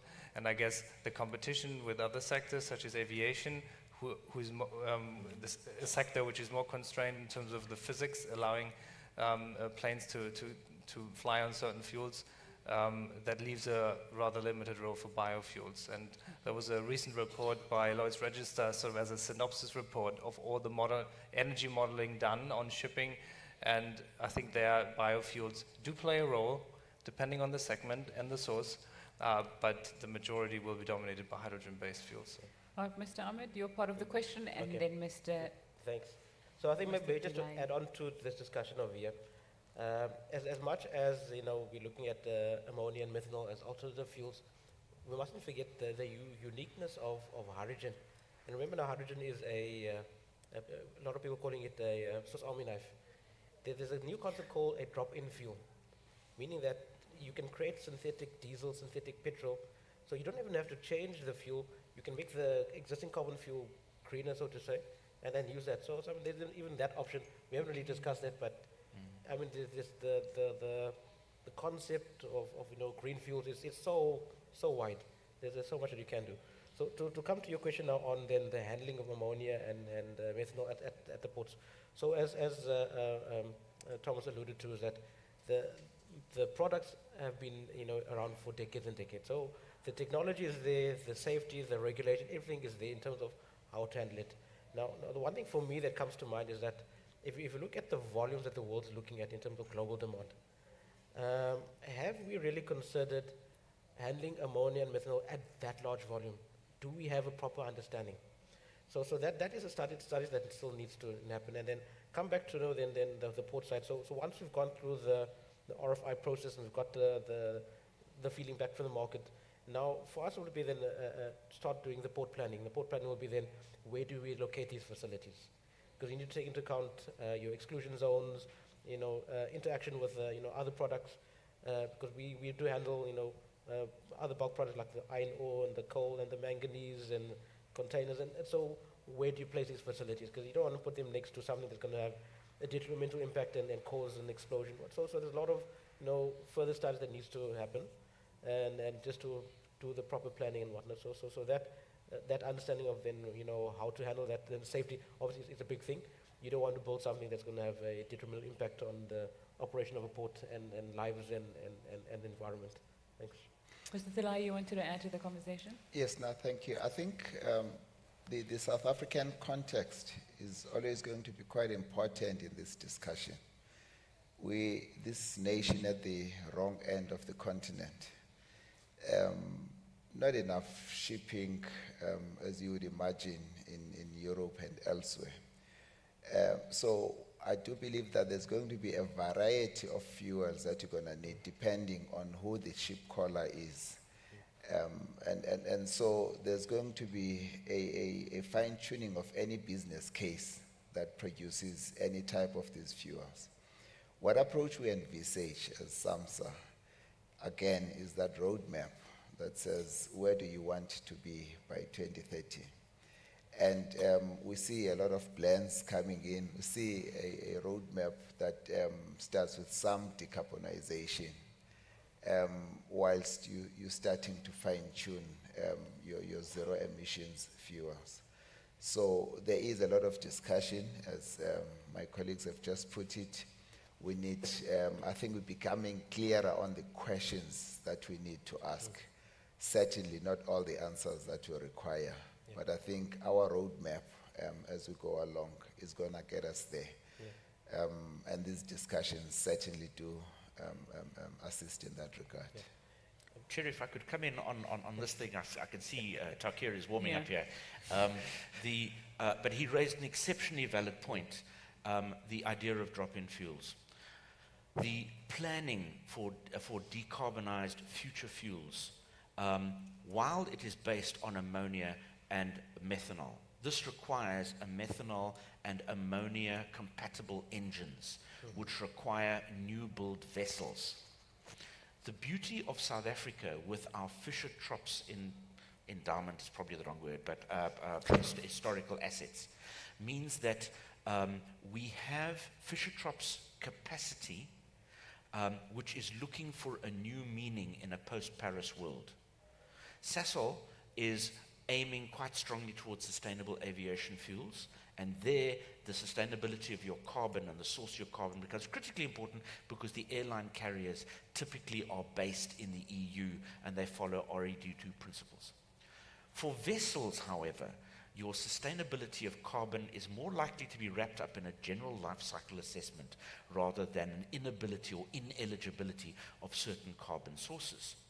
So if we look at Petro SA, which is a 45,000 barrel per day Fisher Troughs facility located at the coast, facing an existential crisis because their natural gas supplies are dwindling. So their only current business model is to buy natural gas in dollar-denominated terms on the international market and then sell finished product in South Africa, which is a regulated market where the price is regulated. This is not a happy combination. If, on the other hand, you make use of a facility which is quite rare in the world and use it instead to make sustainable carbon as a drop-in fuel, you've now got fuels for the existing shipping fleet, which is a great value proposition. So this helps DOT, it helps DMRE, it helps CEF, it helps SAMSA in meeting certain targets. So it scratches many, many itches simultaneously. Sasol, it's a little bit more difficult because they're located quite away from the coast and the pipelines run the wrong way. But it doesn't mean to say that getting product to the coast is impossible. It just means we must be a little bit more innovative. But it does release the constraint on carbon if your customer is IMO regulated shipping rather than ICAO or EU regulated aviation fuel. All right. Mr. Ahmed, briefly, you wanted to say something else? I just wanted to just add just some views in terms of now what type of fuels you might find available at which ports. Okay. So just in a high-level assessment that I've made now, if you look now at the country now, the western part of the country is great for manufacturing of hydrogen because of the sun and the wind. So there the potential is high compared to the east where it then starts dwindling down a bit. But when it comes to now PTX, and because now this is all about PTX, the best that you can produce on that side is just ammonia. You can't do the other fuels because there isn't a carbon source. And if you look at where all your carbon sources are sitting, on the eastern side, you've got all the greenery for your bios, and you've got now all the factories on that side for the carbon capturing. So then how do you then bridge the gap between the two? Because you can't produce so much hydrogen on the side, but you can do it on the other side. So what I envision and what I see is that there needs to be a pipeline. You could maybe wheel power, but I think the installation of the grid and whatnot is going to be too costly. The cheapest will probably be to run a hydrogen pipeline from the west to the east so that you can produce your synthetic fuel. So having said that, what I see is that your western side to southern side will be ammonia dominant. The eastern side will be more methanol and synthetic fuels dominant, and come south might be a mix of the two. So to add on to the discussion of the types of fuels we need to have, that's what you might see along our coastline. So then at least that adds to the advantage of us offering different types of green fuels. Thanks. All right, we're more than halfway through our discussion. I'm checking if there are any more questions from the floor. If so, please may you raise your hand. A mic will come to you. The gentleman in the second row has his hand up. Please may we get a mic to him.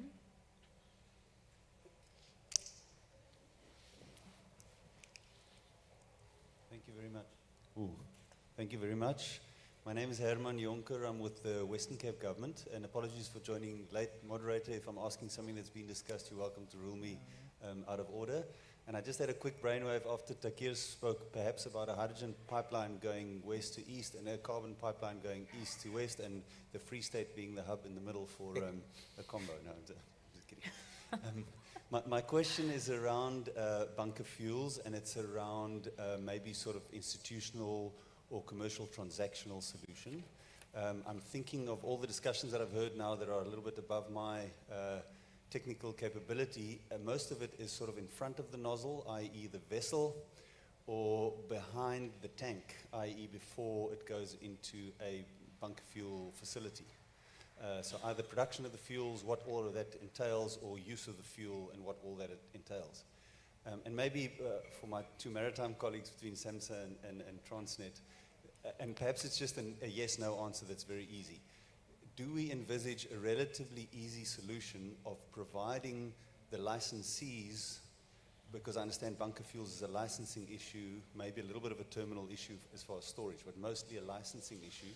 Do we envisage a relatively easy commercial and regulatory licensing solution so that all of us don't have to worry about before the tank or after the nozzle? The clever engineers and chemists can worry about that.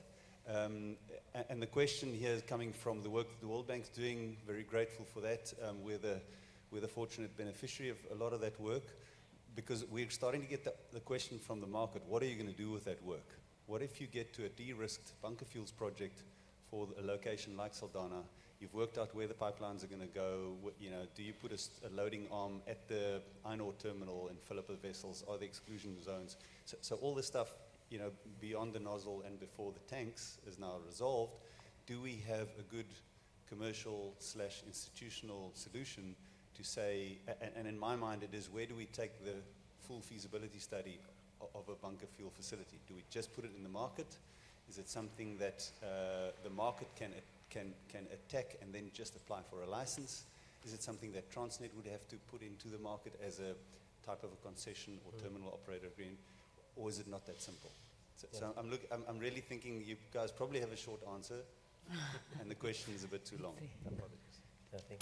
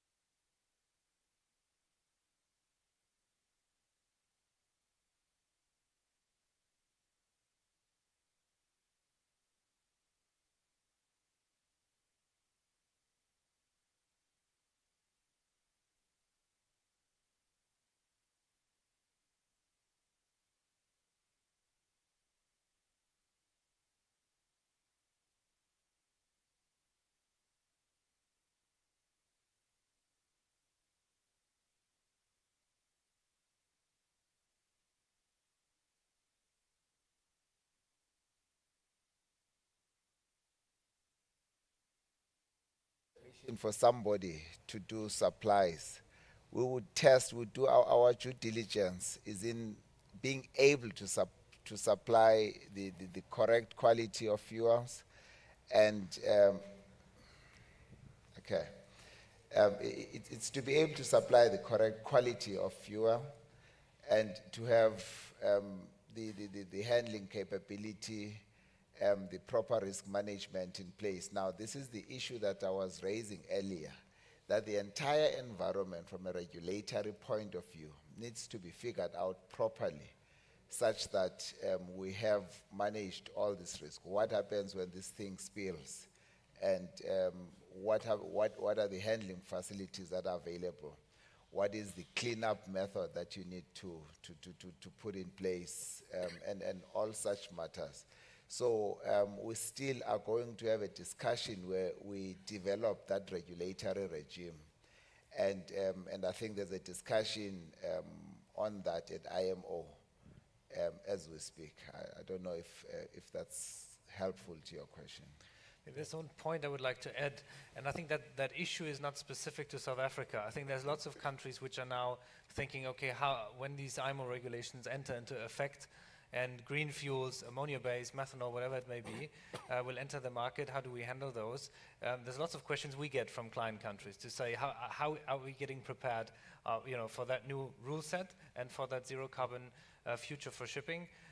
So I think the difference here is simply that unique opportunity which you all set out for South Africa to not only handle those fuels because they will be shipped from somewhere else, but this is the origin of those fuels. So if South Africa needs to be prepared by way of its rule set, by way of the certification, by process for the suppliers as well, to sort of keep that pole position, right? Because we argue that ship fuels, it's not only about the marine side of things, but it's a new demand center for green hydrogen. And this is the case we want to make here also at the summit, to say that marine component often gets overlooked. And as I explained in the beginning, previously or before July, the regulations and sort of the pathway for shipping decarbonization wasn't as robust. Now we have much more ambitious targets, including the 5% fuel target, the detailed rules, and that's very important, and it's a very important point my SAMSA colleague mentioned. The details of the rules, and the devil lies in the details. The details of those rules have not been spelled out, but that's going to happen over a comparably short period of time, meaning the next sort of 3 years, you could say.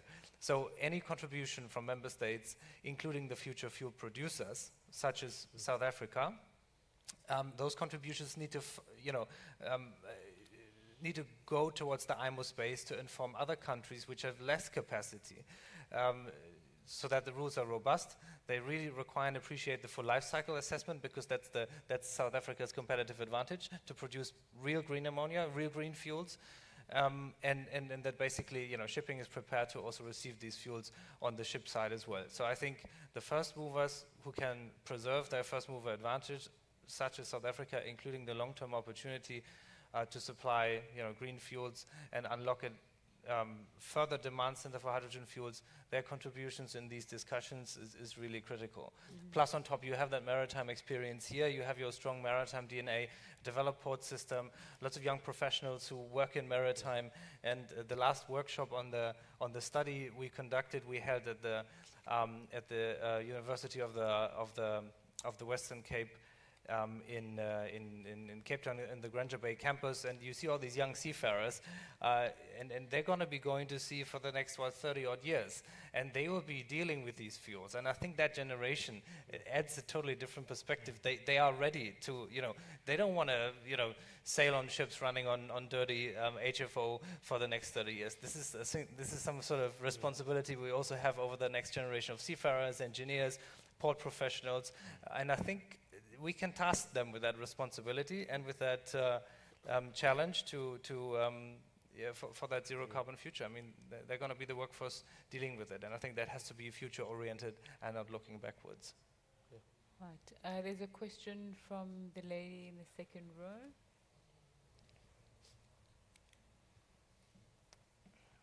Thank you to the panel.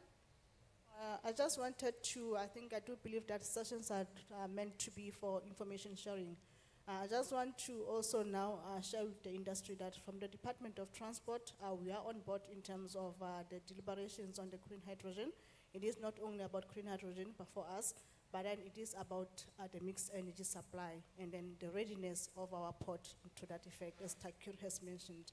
We have been working with Mr. Roos from CSIR as well, and then with different role players from the IMO. So we are on board, and then in terms of those issues, like then the gentleman asking about licensing, those are the things that we are taking into the roadmap and then see how then do we proceed going forward. There are some people who have started on the ground as well in terms of their projects. We are trying to cross the hurdle with them in terms of funding, which is also a nightmare as it is. And we are inviting those who are interested also to touch base with the Department of Transport, and then we then can see how far we can go on this journey. But we are under the guidance of the IMO, and we then do believe that it's not going to take us 3 years, but less than that, so that we are not left behind as it is. Thank you. Thank you, and I wish you had come to sit with us on the panel to share this information as well. Just checking if there are any other questions from the floor before we continue. If I can just make a comment. Sure. Just to continue with the discussion. So just a thought comes to mind now when it comes to using these fuels. And I think something that we will need to try and figure out, and plus we'll need the industry to assist. When it comes to your regulations and legislations on ammonia and methanol, now we need to understand that traditionally these products are used for your industry in the manufacturing process. Chemicals, yeah. Chemicals and whatnot. They're not used for fuel. So do we have regulations and legislation that speaks to that? And that, I think locally now your SANS committee is working on that. There's a few working groups that are working on that. And it's not only us locally, it's also internationally. So that is one little hurdle we also need to overcome as much as we're moving forward. The regulations and legislation that speaks to it as a fuel, something that still needs to be resolved. Okay. So. Thank you. And if I could Mr. just jump in, I think there is just something for clarity for the audience that may not be immediately obvious. You may say, why are we bleating on about the IMO and their mandate, and this is all very technical and terribly boring. It's actually critical. If we've got green hydrogen, we need a market before we can sell it. If there's no customer, there's no market, there is no employment, there's no industrialization, there is no just energy transition. It doesn't happen. Exporting means you're competing in dollar-denominated terms for your product landed at the port. If you make fuels for vessels, before the IMO made their determination, vessels would only take it on at a voluntary basis. If the fuel is twice as expensive as the incumbent fuel, who is going to buy that unless the real hardcore environmental liners? Maersk, CMB, they're important, but they're not the bulk of the vessel market, which means you're trying to predict the future through dark glasses at night. It just doesn't work. But this, what we're seeing now, is very recent. The IMO made this determination July this year. That's why you didn't hear about it at the Green Hydrogen Summit last year. And it may only be 5% of global shipping, but it is a minimum of 5%. And it's a requirement which member states are bound by to make that available. This guarantees a market. This was not the case beforehand. So you have customers guaranteed because the vessels will come. You have an obligation by the member state. This is, and it's quite soon to 2030. And the customer comes to your port, so your competition is reduced. It's a big deal, and that's why it's exciting. I just thought I'd unpack that. And just to add one figure to it, that 5% is maybe a bit abstract by 2030. What does 5% of fuels from renewable sources actually mean? The energy required for the propulsion of vessels should come from net zero or near net zero sources. So yes, that does include sailboats and so on, but for fast container shipping, that's unlikely, and so therefore there is a fuel component to it. So there is a small but defined market, which means that our industrialists that are emerging in the hydrogen market have got an entry-level market where they can play a role in an ecosystem within South Africa. And as Takia pointed out, in the port, that is a hub zone. You're going to sell your product, which is going to be taken away in a vessel. You're going to sell your bunker fuel at that particular vessel. If you're generating hydrogen anyway, you can use that hydrogen to decarbonize the landside infrastructure in the port, which is a diesel-rich environment. You can have hydrogen refueling stations for trucks, all co-located, hydrogen refueling stations for rail perhaps, and you then have a cluster-based evolutionary growth model. So it makes an exciting possibility. Just to add that figure, because that's what I wanted to get down to, that 5%, if we assume shipping's energy demand will remain the same as it is today, which is not the case, but it will be growing, right? Yes, yes, but yes. even if it was at the levels of today, and the uptake of energy efficiency improvements is always a struggle in shipping. So if we assume that came from fuels alone, we'd be talking an energy equivalent of 5 million tons of green hydrogen required by 2030, at a minimum. At a minimum. And for shipping alone, I mean, if we compare this to the commitments put out, and we learned it in the finance panel this morning, and I like to quote my colleague from DBSA, statements alone are not bankable. Yes. But the policy-driven demand for shipped fuels, that is a much more sort of firm source of demand. All right, we have come almost to the end of our panel, and I appreciate your enthusiasm to add, and I think it's really made for so much insight. We've got just under 10 minutes left, so I'd like to ask all our panel members the same question. Mr. Tilai, we're going to start with you, and we'll make our way to the end. I'd like us to remember that maybe 2 minutes or less. If you see me staring at you intently, please wrap up your answers. PTX technologies hold really the promise of so much that you've spoken about already, sustainable energy solutions as well as carbon reduction. What efforts and partnerships are in progress or envisaged to drive the growth of PTX industries, in particular in South African ports? Thanks. Before you ask that question, there's one point I needed to add, and this is the point that we had a discussion with my colleagues yesterday on.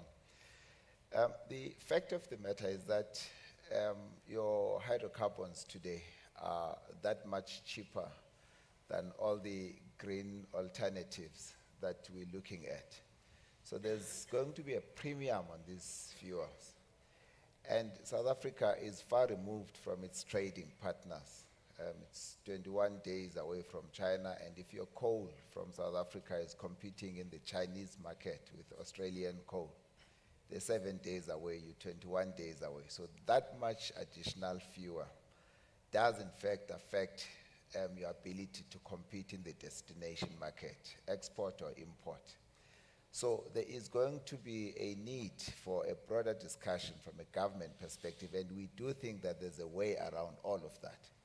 But it does assist us to surface it so that when our cost of trade is increased by that much, it is clear that this is the cost you're paying towards this clean future that we're looking at. The fact that we are able to participate in the discussion, in the production of fuels, which means we are part of the market, and to some degree, we could determine where the price goes, depending on how we grow our volumes, is an added plus. So I think there is a discussion broader that we need to undertake. I was discussing with my colleague from Department of Transport, saying that we need to have a round table specific on this issue before the end of November. I think this is what we shall have. I was talking to my colleagues from the Eastern Cape. They've got vast tracts of land where all this feedstock could be coming from, so that it assists us in the transitional arrangement.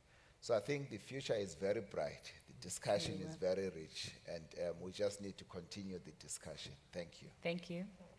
Mr. Ahmed? So from our side, in terms of efforts and partnerships, we have been collaborating with different government entities, Presidency, DTIC, DSI and whatnot. So that will continue from our side to look at forming, I'm more from the research background, but from our research we feed into commercial. So we'll continue that collaboration, and so that's our partnership we're looking at. And in terms of now what else we are doing, so like I alluded to early on, we are looking at rolling out the RFI. That's the commercial side of things. And for us, it's to then create that enablement to get the first movers out. There's a lot of talk in terms of the hydrogen commercialization. That needs an outlet somewhere. So this is what we as Transnet are doing to at least get things moving and be a bit more proactive instead of a wait-and-see type approach. Thanks. Thank you.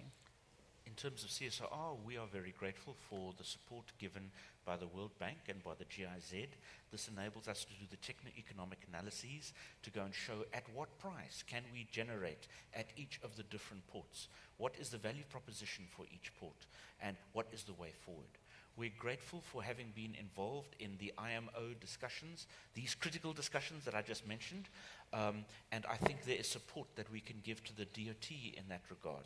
There's some important justice issues which have been raised by Zamsa, but there's also life cycle assessment work that needs to be done where we support the state in their negotiations in this multilateral forum. Yeah, like I said in the beginning, we're in the process of finalizing 2 pre-feasibility studies looking at that opportunity, at what cost and what's the technical requirement to produce zero carbon shipping fuels in South African ports. I think we have very different ports we looked at. Bucho Bay has a unique value proposition for what it's going to be, and Saldanha Bay comes as an industrial cluster, if you will, in the vicinity to Cape Town with a lot of ship traffic. So that applies to many other countries as well, but again, that unique case in South Africa. What we do, and that's what I quickly want to highlight, is we do a lot of global work, and we talked about the policy environment, and that's a difficult one. And again, that shipping policy environment has moved quite a bit with that great contribution and support by South Africa, who's a critical partner at the IMO, also assisting states which are much less advanced and have no resources to actually contribute, lots of African states, by the way. So that global policy agenda, that should inform and give an unbiased view onto member states' negotiations and discussions and decisions in the IMO space. That's what we offer as the bank. And so we stand ready to also participate in whatever is required. We do work on the measures which is proposed by the regulator, on energy efficiency, on fuel standard, on emissions pricing, which is something member states and governments want to take forward. And as a client-driven organization, we respond to that need. I think the last thing, what we I mean, one critical component, what I'm hearing here throughout the summit, and one of the key conclusions which we can just reaffirm through the work we've been doing so far in South Africa, is that shipping's decarbonization is not going to work without green hydrogen. But we also have to recognize, and I think that's what we're doing by way of this panel and the other side sessions hosted by TNP and SAMSA, the green hydrogen economy will not go without shipping and ports. Yeah. As a gateway, as an enabler, from a regulatory perspective, and as an off-taker. All right, I'd just like to take a moment to thank all our panelists from right to left, Sabantu Tilai from SAMSA, Taki Ahmed, who's from the Transport National Ports Authority, Thomas Russ from the CSIR, and Rico Salkman from the World Bank. Really appreciate your time and insights. And to my co-panelists and moderators from the audience, thank you so much for your insights. My name is Nzinga Kunta, and that's the end of our panel. Thank you. Thank you very much.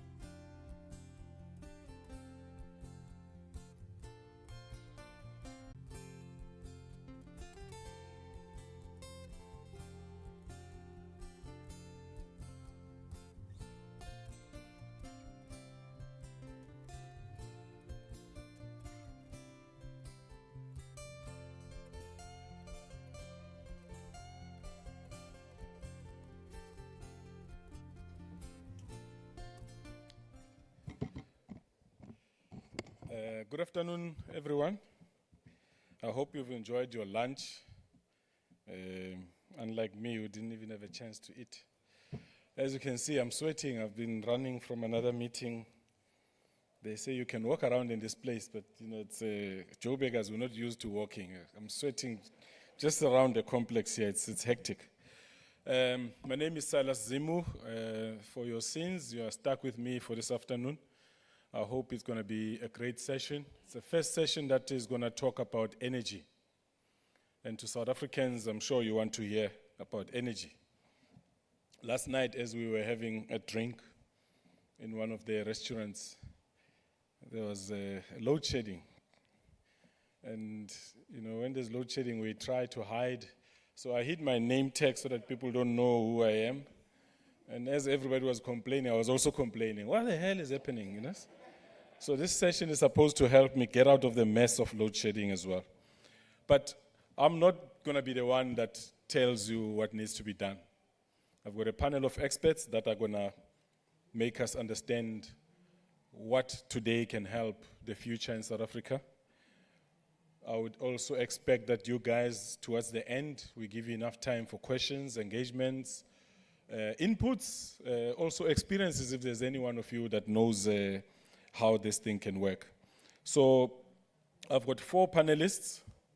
They all look relaxed. Let me start with the first one. Okay, we're going to have Hendrik Low. If Hendrik, you can walk up the stage, please. Hendrik is from the Northern Cape. We've heard a lot about the Northern Cape. And he's going to tell us what is it that the Northern Cape can do. Is the Northern Cape working together with some neighboring countries?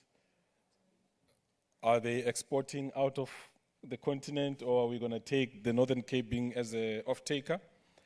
So I've just briefed you, Hendrik, on what you should tell us.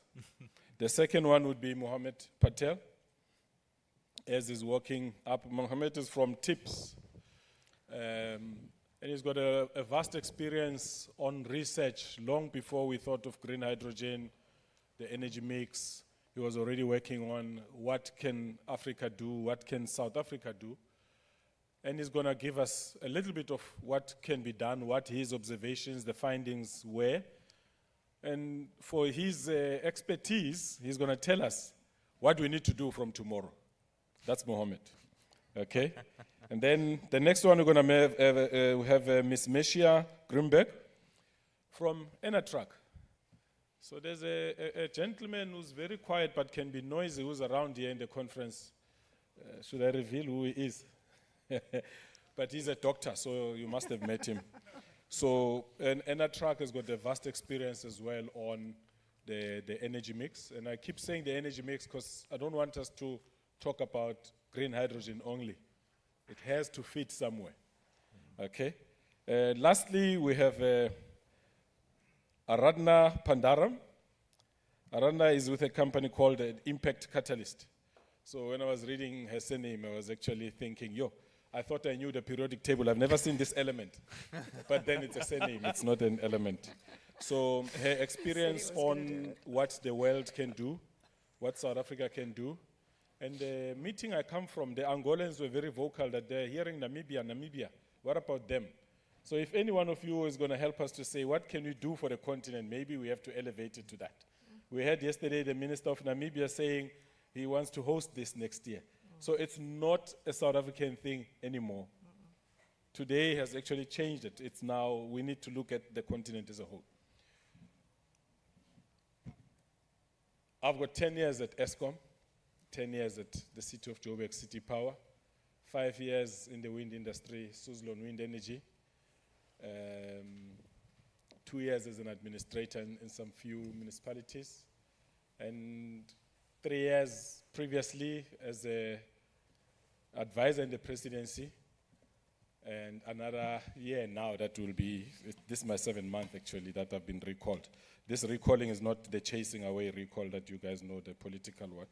This is when they say, please come and help us. So for my sins, I keep saying my sins because every time I try to enjoy the private sector, I get called to help government. So this team is going to give me all the answers of how to walk away from government. I want to walk away from the 25th of December.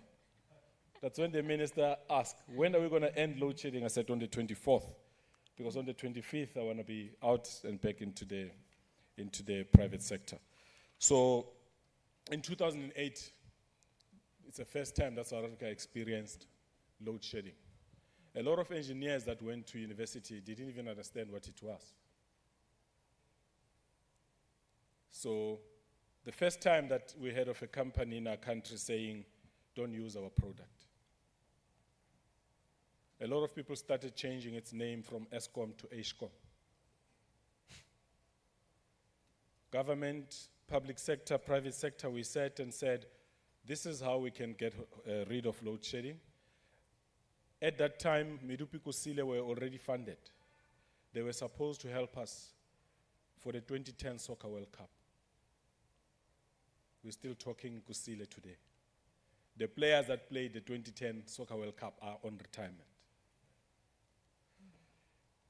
Industry came up with targets of how the residential, how the commercial, how the agricultural, and the big industry is going to reduce on the demand side management, their dependence on Eskom and the municipalities.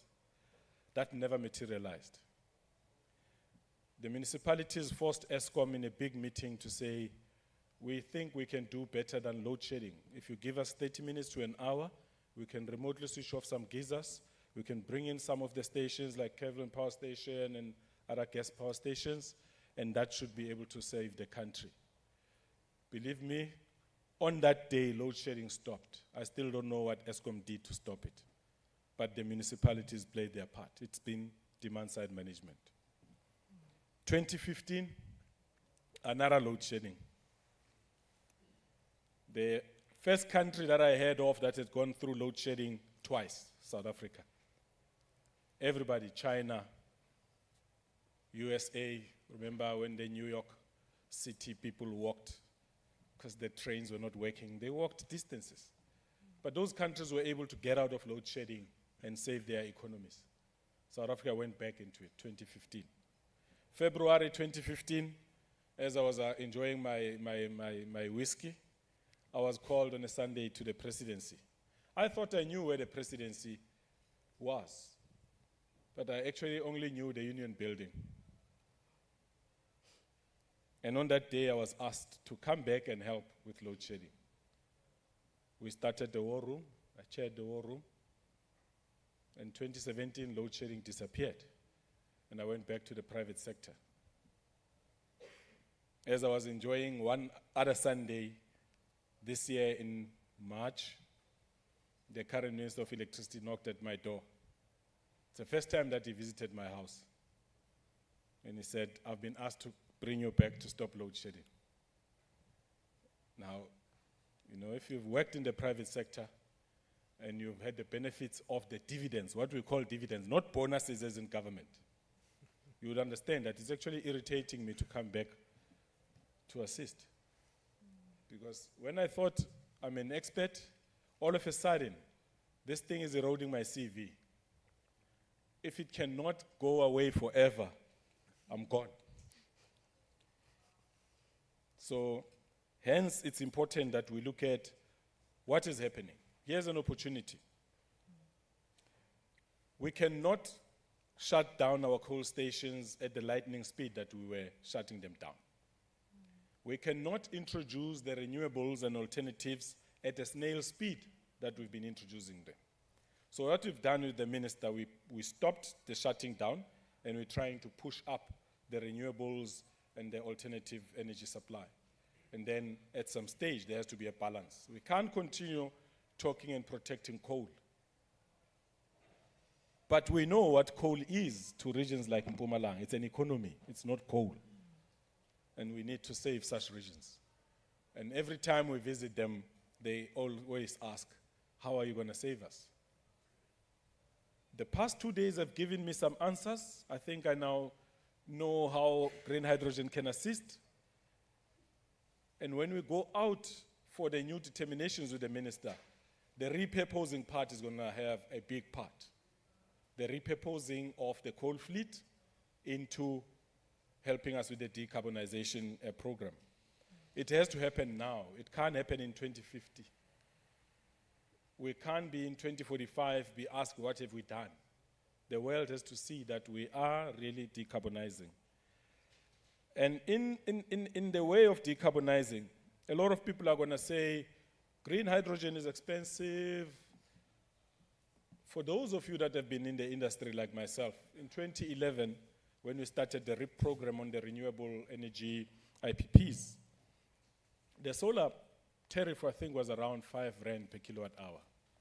It's now sitting at less than 60 cents. Had we not started, we would not have got to where we are. So we need to start, and we need to start now so that you can save my job, save my CV. By the way, I studied in England. You know, my CV is very expensive. It's not from the University of Kapstad or Free State. No, sorry for those who never had the opportunity to study where I studied. But localization is something that we cannot ignore. This morning, I got out of my hotel lift. I had some nice noises, nice voices, and I thought, oh, the women are gathering, you know? But I was scared to go join or even listen, because they are saying, where is our space? Why are you closing us out? So we need to look at the women and youth as well in this new exciting opportunity. In summary, we've got a lot of fleet which is, in financial terms, assets that we've installed as a country. These are power stations. We can't write them off. We need to refurbish them. We need to repurpose them. At the same time, we need to introduce new technologies that the world is giving us. And we are lucky as South Africa. We are always engaged at the same time that the world is bringing these new technologies. It's not 5 years later. But we must stand up and be felt. At the moment, we are led. I'm not saying we should lead them, but they should feel us so that they don't ignore us. The third one is the climate change. We've seen what it has done. We're sitting in Cape Town, listening to the news in Gauteng, not far from here, 2 hours flight. There's already flooding. Durban is facing another challenge of rainwater again. So, and the fourth one is what a lot of us are scared of talking about, the tariff. The social, political, social, economic challenges of South Africa cannot be ignored. We've got more than 25 million people on our grants. They use the same electricity. The Constitution says they must be given electricity. Doesn't say how they should pay for it. And I keep being reminded that former President Thabo Mbeki said, let it be for free, and we refused. Now it's a challenge. People that are owning an RDP house of 70,000 rands are getting bills, threatening bills of 100,000 rands on electricity owing. So that social challenge cannot be ignored. But maybe we need to create jobs, create wealth so that people can afford to pay this thing. We're giving them 350 rands a month, but the electricity bill is 800 rand. I'm talking about our cousins, our sisters, our brothers. So they are all waiting for us to say, how are these technologies going to help them? So having told you my CV, I've never been interviewed for a job, by the way, so you can just send me an SMS if you've got a CEO position, I'll take it. That's how lucky I am. I've never, and I'm not joking, I've never been interviewed. Who would interview me anyway? I'm joking. Thanks for laughing. So let's move. Mohammed, I would like you to be the first one. And just to tell us what your research work has given us. We were not aware of what you were doing. Sure. We only realize now that you actually were doing something that is our future. Sure. And if you can look at what South Africa needs to do, where does this all fit into this energy mix that we're talking about? And I know the minister said energy mix is not immediate, but when you do what we call rolling planning, 3 years to 5 years, we can start talking about this, so that in 3 years' time, it happens. Ladies and gentlemen, a round of applause for Mohammed, please. So, how much time do I have? An hour, 2 hours, maybe? Okay. Okay, cool. No, thanks so much for the introduction. Usually I expect the clapping afterwards, but it's okay. We'll run with it. So maybe a good point to start is that South Africa is at a very interesting point in its development trajectory, right? So what we know is we carry a history that's highly reliant on coal. So coal is interwoven in our economic fabric because it provides the energy source, overwhelming energy source for our power generation. It provides an important input into the petrochemical complex around Sasol and the production of liquid fuels and very important upstream chemicals that feed a whole lot of downstream industries. So we're placed in this context, but in a world that's increasingly pressurizing countries to decarbonize, right? We know the physical impacts of climate change, we see them manifest, but increasingly policy impacts are becoming more apparent. And we can think of common examples that are discussed in the South African discourse. For example, carbon border adjustment tariffs that have been mentioned yesterday and today that penalize imported carbon into certain trade regions are becoming a feature of the trade landscape. Also, we see domestic carbon policy as well. So you put all of these factors together, it puts South Africa in a kind of unstable position where we have this resource, coal, but it faces a very dim future. And now we need to pivot our economy away towards low and sustainable value chains. So that's where green hydrogen sort of comes in. Green hydrogen is not going to solve all of our carbon problems, but it does have very important applications in sectors and value chains that have traditionally been very hard to decarbonize, like chemicals, aviation fuels, and it also holds potential for the creation of new value chains. So we see talk of, applications for green hydrogen in mobility, heavy duty trucks, long distance transport, etc. So there's the potential there for new value chains to be created in South Africa, for South Africa Inc., so to speak, to offer a wider set of goods and services, both for the domestic market and for the international market. So why South Africa? And I think some of these points have been discussed already, but just to refresh, South Africa has some important advantages when it comes to green hydrogen development.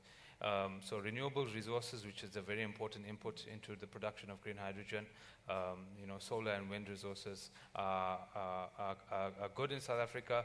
We also have access to platinum, which is used in the PEM electrolyzer, the most common, let's say, or the most installed electrolyzer technology currently uses platinum, which South Africa has a lot of reserves of. And also the Fischer-Tropsch technology that's imbibed within Sasol, right? So it's the ability to integrate these various processes in the production of very important chemicals like liquid fuels and other chemicals. So South Africa has some important advantages.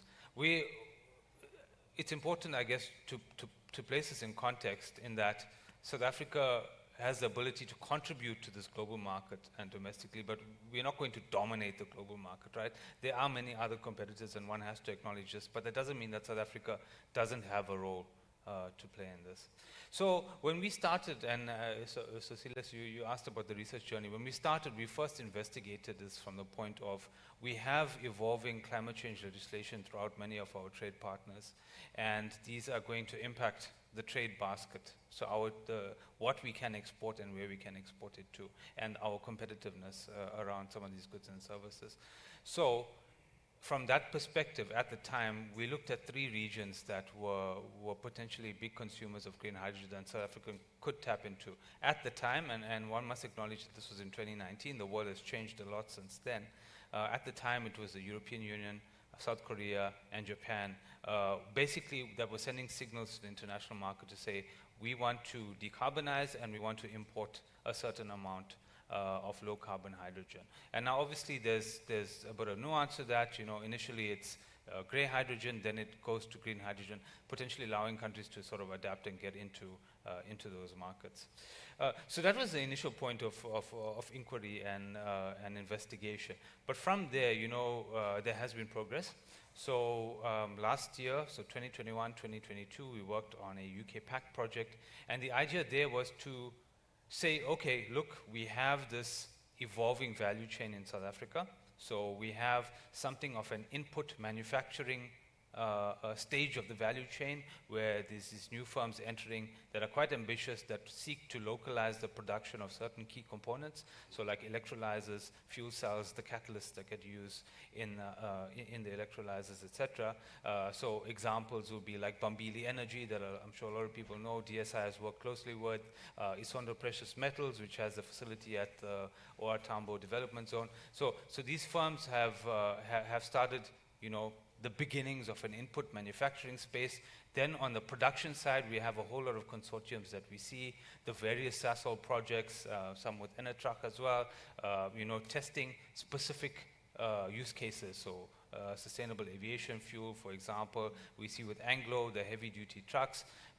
So we see this sort of growing value chain. And then now the idea is that we see the potential for this value chain, but to what extent do we have the skills complement to feed into this value chain, given that it's beginning, given that it's growing, and it may grow in ways that are sort of hard to predict. So what is the demand for skills and labor going to be in this new economy, and how are we going to supply into it? So that was the kind of motivation for that study. Am I taking too much of time? That's why I asked you how much time. I can sit here for 2 hours. So another minute. So another minute, right? So I must say that's an evolving piece of work. So the problem hasn't been solved yet.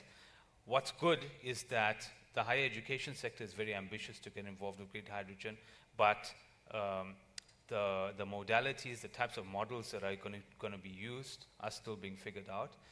Even from the industry side, the types of skills that are going to be demanded are a function of how this value chain is going to grow and evolve, and what the downstream use cases are going to be. So for now, there tends to be a lot of demand for, for example, in manufacturing, your assembly, the assembly of membranes, etc., are an area that require certain skills and certain demand. And like that, at the production and downstream stage, there's a complement. I can refer you to some research on that if we are running out of time.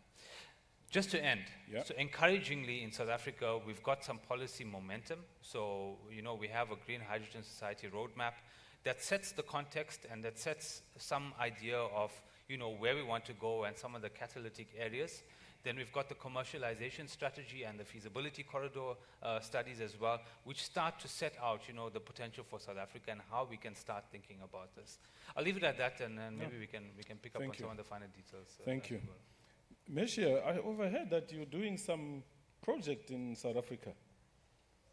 The one you just mentioned.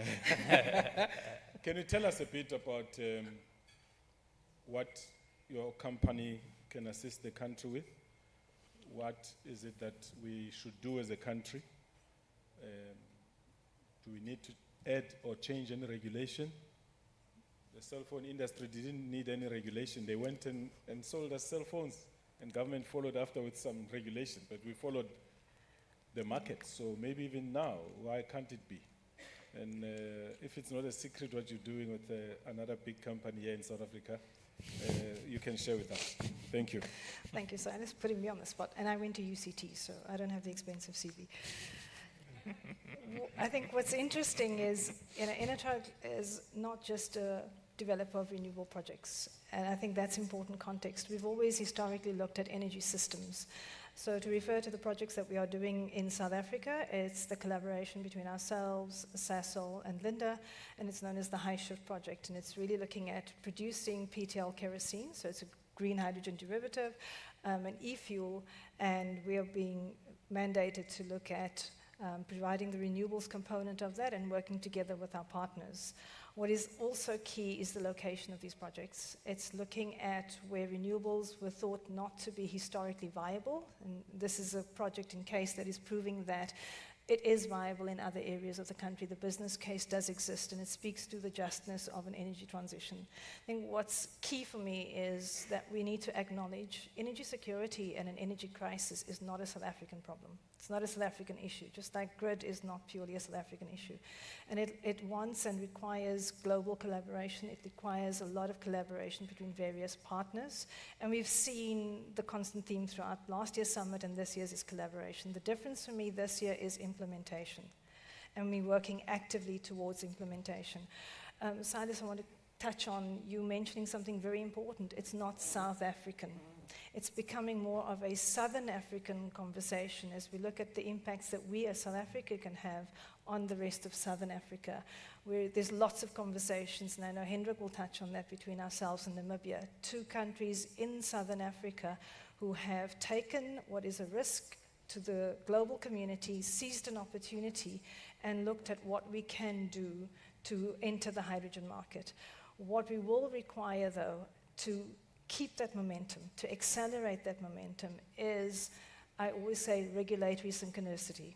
We need the regulatory environment to be enabling for the private sector to work alongside government to implement. There have been lots of progress in the last year. We've seen NECOM. NECOM, for the first time, is allowing these two parties to sit together and not just talk, but actively say, how can we implement? What initiatives need to happen? If I can steal an example from our neighbors, Namibia, they have a framework where they've sat with business, looked at what regulatory change needs to be implemented, and then have working committees that are accountable with timeframes for delivery. And those are crucial to really strengthen investment decisions, to keep foreign direct investment coming. Because for me, an energy crisis, solving that means solving industrialization. It means solving the economy of the country. SA Inc. is what we need to be working towards. And if we can, there's not a hesitation on a private company's side to do skills transfer, to do training programs, to facilitate education in a new hydrogen economy. But we need to have the consistency of policy, and we need to have the consistency of procurement. Market will drive itself. We've seen that now through lots of private deals happening, and those are accelerating. And we've seen the transition in the legislative and regulatory environment. You know, look at NERSA, look at the Electricity Regulation Act amendment. Those have happened fairly quickly. But coming back again, people.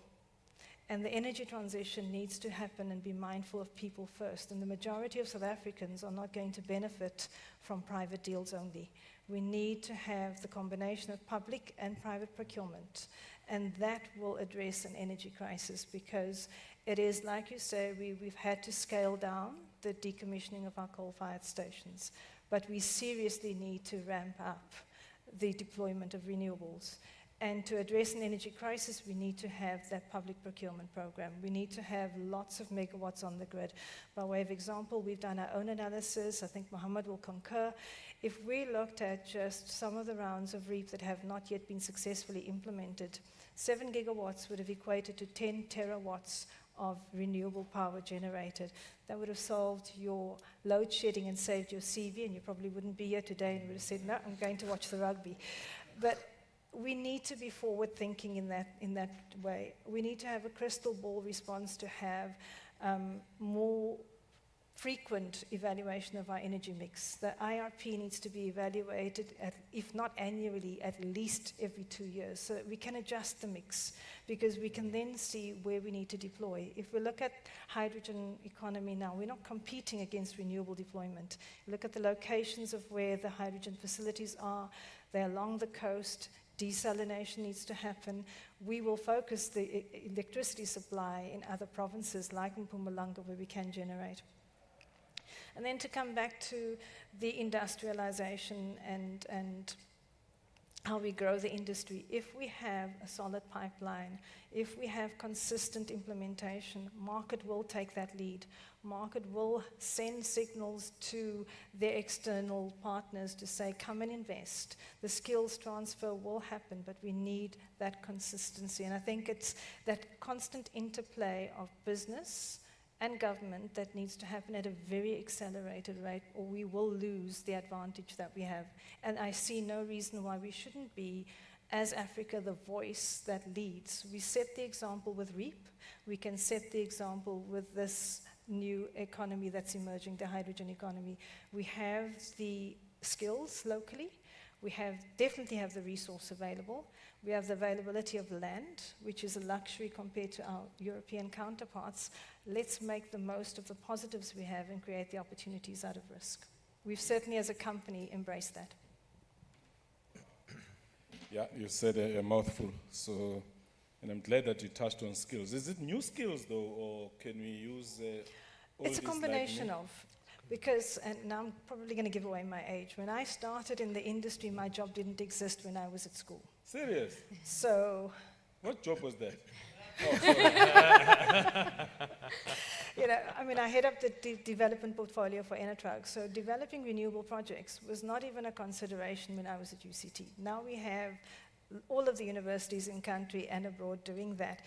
We have, if I use a practical skill, if you're operating Komati power station, you're operating a power station. You can then operate a wind farm or a solar farm. It's still a power station, right? But there will be skills that we will need that we aren't even aware of yet. An example I use as well is the gaming industry. You didn't have as many people designing worlds for the gaming industry 10 years ago. That same technology could be used to how we engage with stakeholders going forward. So it's looking at what skills kits there are, how we use them differently, and which new ones we will need to prepare ourselves for as the industry evolves. Okay, well, thank you. Hendrik, Northern Cape, you were a forgotten continent, Oh, province, sorry. You were a forgotten province for a long time in South Africa. Yes. Then came the PV industry, and you captured it. Some people are now saying to manufacture those solar panels uses a lot and takes a lot of fossil fuels. Yes, they're giving us green energy, but how they are manufactured is also a problem. So, before I knew about you, Hendrik, your name was flowing everywhere. Even in Namibia, I was asked, talk to Hendrik. I said, who's Hendrik? Hendrik Low. So, men, you are like an ambassador. You've been flying our flag. So just tell us, what is this thing that's coming again in your province? And how are you going to assist other provinces? You know, poor Northwest is not far from you, and we're not mentioning them at all. Is it because Ele slap, or is it because you're cleverer? And just tell us what you're doing, the signing with Namibia, the opportunities that are coming into South Africa. Absolutely. Thank you very much, Chair. Yeah, firstly, I think the global just energy transition is critically stating a process. That process, it is so volatile in the sense that it's dependent on an energy matrix. It is an electron debate, but it's also a molecule debate. What we saw now recently in the Danish and the German economy is the 30%, the hard-to-abate sectors, is what Germany as a developed country with the capital of the world literally could not consider to be resolved, according to a Dr. Barker, for instance, since 2000. Now, the benefit is they referred to a 2000 resolve that they initiated. We started the REIPP in 2010. And the remarkable fact from that is it was based on where I was privy to be part of the Clinton Foundation funded study at that stage, based on a notorious film by a certain USA politician. But the proof was is that it showcased to us that radiation and wind exposure coinciding is the resolve of a global just energy transition process. Subsequently, we've been advancing. 2010 came. Subsequently, the globe also stood up to say, but this energy matrix resolve is so important, and it introduced to us then what we deem to be green hydrogen as a new fraternity. Not at all is it a new fraternity. It's a technology that's more than 100 years old. It's a technology that we saw already a Sasol could build themselves for the past 70 years on. In the last 40 years, commercializing it to the extent that a Sasol is the biggest producer of grey hydrogen as we stand. It also saw us into the state whereby we are now, as the Northern Cape, saying, good, South Africa, we need to convert in terms of the just energy transition process to remain in the global arena twofold. One, a receiver of common trade and funding and finance, but number two as well, to be a trade partner, to be in a position to export. Now, the Northern Cape economy is absolutely the epitome of a resource-cursed province. We've been bearing the brunt of more than 100 years of exploitation in terms of our mineral resource. So we know that we cannot just continue on this trend, and therefore what we've seen now is this resource curse we can reverse, and energy has got that benefit because energy has got longevity. Energy in the South African context is saying where we are right now is electron shortage. We're introducing molecule to enable our transformation to remain a global partner. So it's twofold, the molecule. The molecule at the end of the day will enable us to become a key exporter of a complete new niche, which we can do competitively. I'm so grateful that you mentioned renewable energies price. We know when it was introduced, it was 5+, especially on wind due to its capital drive. We're driving it to below 60 cents to the unit. We know that green hydrogen at this stage is driven at $5 to the kg plus. We are driving what I tend to deem the unicorn, the $2 per kilogram. Energy efficiency, cost of capital and efficiencies, and volumizing is what is going to bring us there. So as the Northern Cape, what we've established is the extraction noise is out there, and we need to reverse that extraction noise. We need to make sure that South Africa in the process remain globally competitive, and for that we need an energy matrix that can sustain it.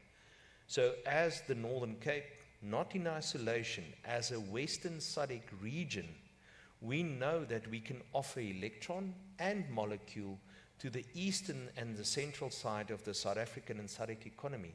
130 years has seen us driven towards the coal fields, and now we have the renewable energy source on the western side. And that generating capacity that we see over here is what will enable us, one, to produce, to export and have that positive trade balance and lure that investment, but also generate electron and molecule to enable our industry that is existing and need to transform. If I may quote Minister Gwede Mantashe, that always referred to a good friend of mine, Masopa, myself, to say, you green people, it's a process. And it is a process. And by us introducing the molecule, we will not lose a Secunda, we will not lose a Van der Bijl. But in the very same essence of generating, there comes a new balance that we need to understand in South Africa and that we can learn from in terms from a Japan and a Germany.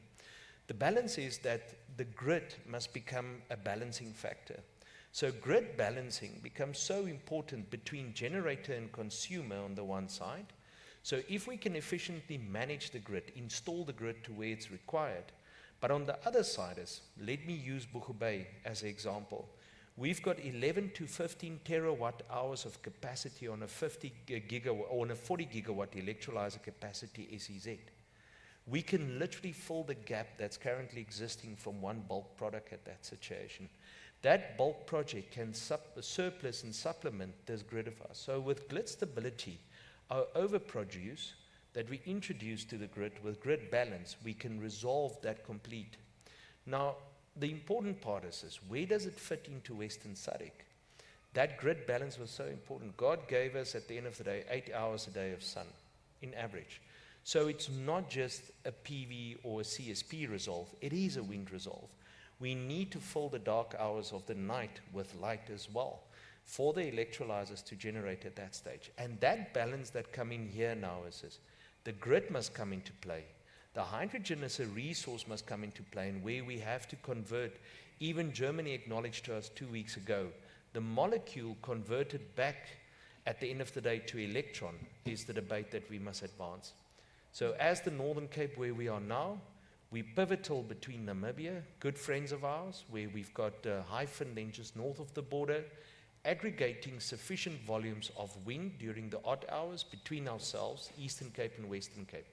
generating then that molecule, the hydrogen, which we can then utilize to supplement the Saldanha shortfall, to get AMPLATs going, but then also to fuel up a 765 capacity line that will feed our energy shortfall, our energy poverty. So hydrogen critical in this balance, number one in the energy matrix, that hard to abate 30%, but also supplementing the 70% electron. The South African economy cannot without the electron as a trade partner, but also enabling partner. And then it is not the Northern Cape, it's not Buchu Bay. It is the Western SADC partner. Without Namibia, we will limp. Without a Western Cape, we will limp. Without an Eastern Cape. But together, we will absolutely win this race and become a global trade partner. And we will know we've got lights 24/7 in SADC switched on in every house. And that's our aim, with a job, with an income, and free our people from this. Okay. Thank you. So, are you a politician? Comrade Hendrik, thank you, man. Aradna, I didn't want to talk about just energy, but Hendrik started. And I'm sure that my audience would like to hear something about it. If you can touch a bit while you're telling us about what opportunities all of this is bringing to us. Hendrik, if the audience is not going to ask you, prepare an answer for what is your experience since 2011 on the community trust, women empowerment in the renewable program, and how you're going to expand it come green hydrogen program. Okay, Rana? Okay, yeah, so in terms of the just energy transition, so just a little bit of background from my side. I do come from Eskom as well, for a very short period of time, and then CSIR, where I started some of the work related to the just energy transition, and now I'm at the Impact Catalyst, which actually serves as a public-private platform for socioeconomic growth in the country, which is actually talking to what my heart is very happy about in terms of, actually seeing the socioeconomic growth and changes within the country. Because if you look at all of the challenges that we're facing in the country, everything talks to socioeconomic growth. Everything talks to unemployment. If we solve the unemployment and poverty issues, we will have a better country that we live in. We do have the highest unemployment rate in the world, and we are the most unequal country in the world. And that's two of the triple challenge that we always speak about, and everything goes hand in hand. And if we look at this energy transition that we're supposed to be moving towards, it's an opportunity for us to actually change what injustices have happened to the country. And that's the perspective that I come in from. When from the CSIR, we looked at the different facets and the different technologies that, assessment of technologies in terms of what we should be pursuing. First, you start off with the technical assessment in terms of financial feasibility, the performance, the energy efficiency. As it stands, I'm actually an engineer, so that was my core. But after that, you need to obviously start incorporating the environmental aspects, and that's why we are moving in this transition. We're saying let's move to low carbon energy technologies. But we are missing the social and we are missing the economic aspects. We have a significant opportunity within that realm to change the socioeconomic challenges that we have in the country. If we look at the renewables program, and you've mentioned skills. So I think everyone thinks the just energy transition is about jobs, and basically the jobs that will be lost. But it's actually much more than that. You need to incorporate various aspects in terms of entrepreneurship development, looking at how we, help women and youth, how we help the SMMEs as well to grow the economy, to have new employment. You also need to look at community ownership. We need to start thinking about that. You're going to be building gigawatt scales of plant next to communities and them not having anything to do with it. That is injustice. If you look at implants, you go to the areas next to that, the community actually owns the land, but they do not benefit from that mining activity directly. It's community trusts, and I'm sure Henry can touch on some of those aspects, but we need to change the narrative in terms of actually showing impact of how this can help with our socioeconomic issues. We also need to look at skills, and it actually starts from the skills. I know you said we do have skills, Masha, but I think we need to expand on that, and we need to focus a lot more on it. If we look at the REAP, we've had it for so many years, but in Mpumalanga, we decided to develop the first TVET skills course related to renewables last year, November. And that's in Mpumalanga. So look at the IRP or the implementation of REAP. There's not one solar or wind farm in Mpumalanga to date, but we are looking at skills development there. So there needs to be a proper planning that, in terms of prioritization of activities for the country to pursue. And we need to look at it from a holistic impact. We're talking about green hydrogen, we're talking about grid. I'm actually very passionate about the grid. And there's no grid capacity in the Northern Cape, and we know we've been down that road. But if you look at policy issues, it's all related to policy enablement. If we talk about the IRP in 2019 and how that was developed, I think we need to change how we develop policy and how we forecast the energy mix in terms of the future. We cannot only focus on generation and then transmission follow afterwards. That's what happened. That's why we are in this situation as we speak. We looked at the generation mix, we optimized the generation mix in terms of the technology assessment, and then we said, this is the mix, and then transmission said, okay, let's do the transmission development plan. There's no capacity. And that was, we need to get to a level where we co-optimize generation, transmission, and distribution. Remember, all these IPPs, most of them are connected on the distribution network. They're not connected on the transmission network. And we need to incorporate this as the whole picture. I know we're unbundling ESCOM, and that will help, but the development of, I think, the market operator as well will help in terms of enabling environment. You are creating, unbundling ESCOM, and you're creating a distribution system operator and market operator. You create the need for aggregators, and that will provide a market for ancillary services, which will help your business case for green hydrogen. It all goes back to that big picture view. You shortened, you didn't give me enough time, but it's fine.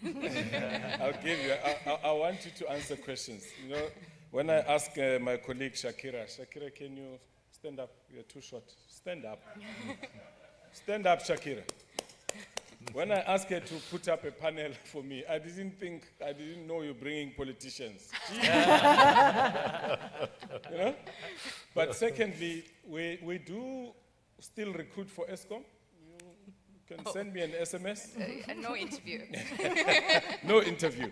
Okay. I think we've heard what the panelists have said. They've openly spoken about their experiences, innocently about the interest of developing their green hydrogen. And I want to leave the next 7 minutes to you guys to start asking a few questions to them. And we can take maybe 3-4 questions, and then I'll just ask them some difficult questions now that I know who they are.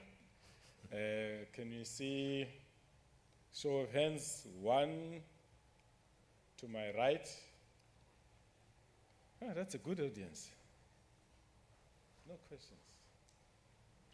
Thank you, Silas. Is there a question in front here? Oh, sorry. Okay, you can ask 2 questions. No, sorry, just 1. Okay. Thank you, Silas. My name is Cynthia Nong. I'm from the Eastern Cape Province, the head of environmental affairs in the Eastern Cape. My question goes to Henry, Northern Cape. I'm just curious to know, now that you have been in this game and you guys have been going on for a while, with the green hydrogen as well, I hear all the pros that you guys are talking about. And I'm also excited about those opportunities, as we have also co-signed the MOU with you guys in the Western Cape. However, as the environmental people, the green people, as you know, there are always the cons that needs to be considered and dealt with. Just to give an example that when you are considering all these other energy mixes, we do have the unintended outcomes, even though all the other good things are coming with it.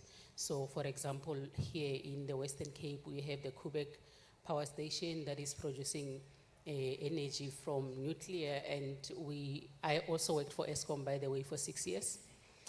Yeah, and so I know about the Quebec that the nuclear waste does not have a place. We are actually burying it somewhere where I can't disclose the location. So now with the green hydrogen energy, there's going to be those kind of cons that, for example, in the Eastern Cape, we are having a lot of wind farms. And I see that when these wind turbines, they are broken, they're just packed up somewhere else.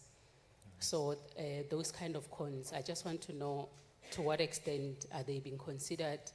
And we don't want to try and resolve one problem and create another. So if we can talk to this kind of issues so that we are all prepared in all ends, in all angles. So thank you. Another question? The front rows must move. Sister, are you next? Are you next? I only take front questions. Okay. So you're even Googling your question? Oh, that's an iPad. Oh, sorry. Okay. Yes. So my question is twofold. Number one. Who are you?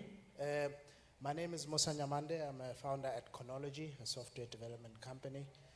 And my question is twofold. Number one is on decarbonization of our coal-fired power stations, particularly carbon capture. So my point is talking about capturing the emissions from those coal stations, turning those emissions into something else. So you, on one hand, get rid of the greenhouse gases, but you also produce something out of that. I'd like to hear some comments, perhaps from the panel on that. And then secondly, also there was a comment on the regulatory part of it. And Mr. Zimo, you mentioned that in the telco space, they went ahead, built the cell phone towers, sold the cell phones, and then the regulation eventually caught up. So in what way, perhaps in this room, could we start a conversation about some players perhaps taking some initiative in this space to help also define some of the gray areas as far as regulation is concerned? So yeah, those are my questions. Thank you. So the first question would be, Hendrik, it was specific to you, but I think Meshe, you can help there as well with the, I'm not sure about the Quebec. Or yes, you can send your SMS as well for your job in Eskom, no interviews. Okay.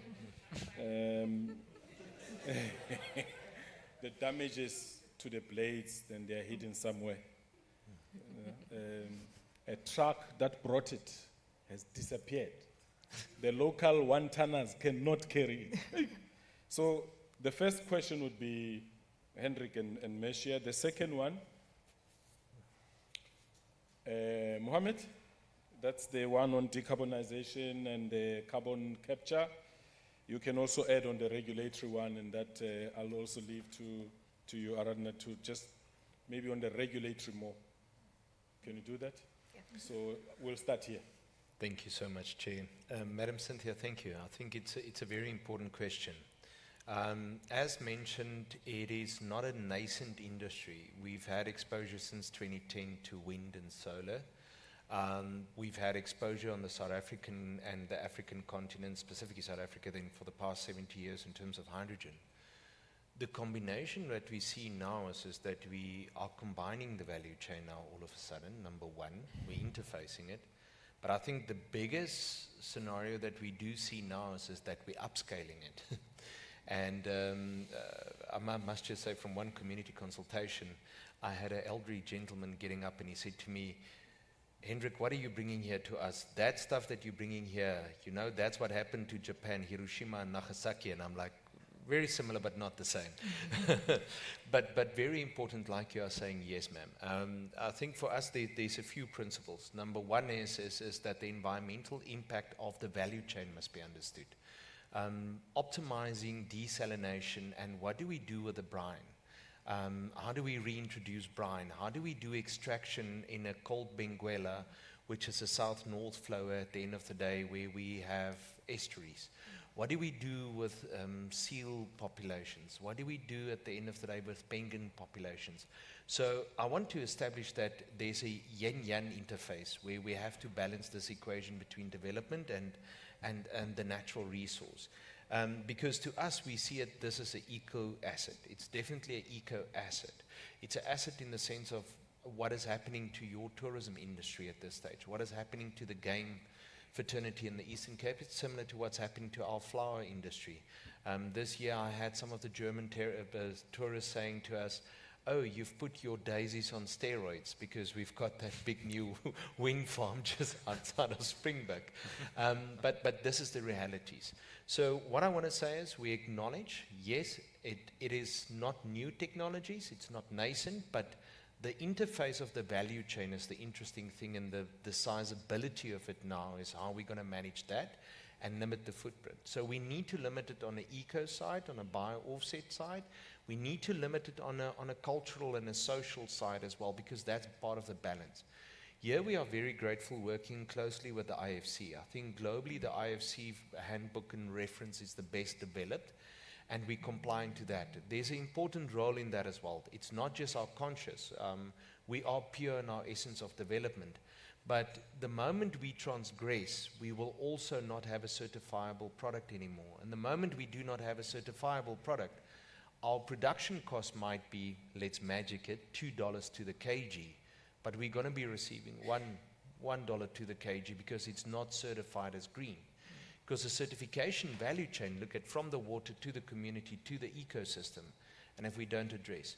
So important for us is doing strategic environmental analysis. The Northern Cape currently leading on that process. We're doing 4.5 million hectares of strategic environmental assessment to understand what's the effect of the harbour. Minister Hendrik? Yes, sir. Yes. A 30,000 hectare SEZ, pipeline grid. How do we commission, how do we operate and decommission to try and answer that? But we echo, we're sharing with Alistair in your province and in the Western Cape with Herman and the team and with James. We had over lunch. So you know them, okay. Very well. So we're having that discussion and it's important. Okay. No, thanks, Hendrik. Madam, your question was very long. You prompted a long answer. So I only had 2 marks for it, but it deserves 20. But you're covered, ne? You're happy? Okay. I'll let you get away with the one of community trust for now. Yes, sir. Mohammed? So the CCS decarbonization question. Yes. So, so I mean, just a comment from our, so when we looked into carbon capture technologies, let's say in general, and specifically CCS and CCU, the issue that you're going to be confronted by, and even though some of the power stations are carbon capture ready, the issue you're going to confront is firstly very high capital costs associated with, and now one has to think about how this is going to work. So if you're talking about CCS, you capture the carbon, you need to transport it via an applicable medium that's viable, and then you need to store it somewhere, right? So you can store it underground, you can store it offshore. Based on the studies that have been done for South Africa, the storage areas, provincial storage areas are quite limited. So that's one constraint that you'll encounter. Second constraint is very high capital costs, and if you need to transport the carbon, and you're talking about pipelines, that infrastructure is not there, that infrastructure needs to be built, it's very expensive. If you're talking about CCU, so carbon capture and utilize in a subsequent industrial process, that too you're going to need an off-taker for that carbon dioxide in a particular purity, in a particular form, and they require some level of symbiosis there that needs for that to work. Given the high levels of capital expenditure, the price of CO2 on the consumer side is in all likelihood going to be uncompetitive. So those are some of the constraints, and if we look at some of the precedent, so for example in some of the European countries, a lot has been invested in carbon capture technologies of very little return on that. So it poses a sizable risk, even though if one looks at carbon mitigation potential, it's attractive, but for the cost, then it starts becoming less attractive. Yeah, thank you. That's thank why you. I should. Messi, I'm changing your question. You mentioned something about working committees and time frames. Can you tell us the experiences there so that we can know from today what are we going to do? Yeah, I think we've come a long way on that. I used to say it's a lot of talk, and no action. And I think in the last 12 months, we've seen a lot more action and traction to get there. We certainly need to be accelerating that even more. And working committees need to be actively implementing things, and there need to be focused outputs from those committees, and not with a 3-year view or a 4-year view or a 5-year view. I know you mentioned earlier, so we can plan ahead for the next 5 years. We need to be planning ahead for the next year, because we are already on the back foot in terms of implementation. Again, Mohammed, you said SA Inc. SA Inc. has an amazing advantage, and we could be spearheading the Southern African alongside Namibia. I mean, Hendrik referred to the West Coast. There's Malawi as well. There's Botswana getting involved in all of this. We need to be learning from what has already happened in other countries. We need to be leveraging off that. And I will go back to your example, cell phone technology. The market led, and legislation followed. And in certain instances, we can do that, and we have a very strong legislative framework. If I look at environmental, we've got some of the best in the world, and we follow IFC practices, right? But cell phone technology made banking very accessible across Africa. So we need to follow that example and say, what can we leapfrog, what can we learn from, and how do we take that to the next level? To use the serious example from the Eastern Cape, wind turbine blades, we don't want to just hide them somewhere. We're already looking at technologies that the OEMs are implementing where they can be repurposed and reused. So we need to plan ahead for the decommissioning phase, because we're not going to decommission, we're going to repurpose. Okay. Aaron, I'm going to change your question as well. In 2016, I was asked to go present to the European Union in Denmark about green South Africa renewables. And I actually asked them to take all their subsidies and incentives and invest them in Africa. I was given a big no. Today, there's a jet IP with 8 billion. It's now 11 billion. Should we use that money? Very good question. I've been saying some of this in a few of my talks, and I am cautioning South Africa against colonization version 2. Because it's a very scary aspect to even think about. And I think we need to drive the narrative as South Africa, as Africa. I went to the World Hydrogen Conference, or the summit in Port of Rotterdam, and there was no developing countries on those panels. It was all the developed countries talking about their transition from blue to green and when it makes sense for green. But here we are talking about green hydrogen, and we want it now. And I feel like we're being pushed in that corner, and we are not talking enough in terms of what we want out of this picture.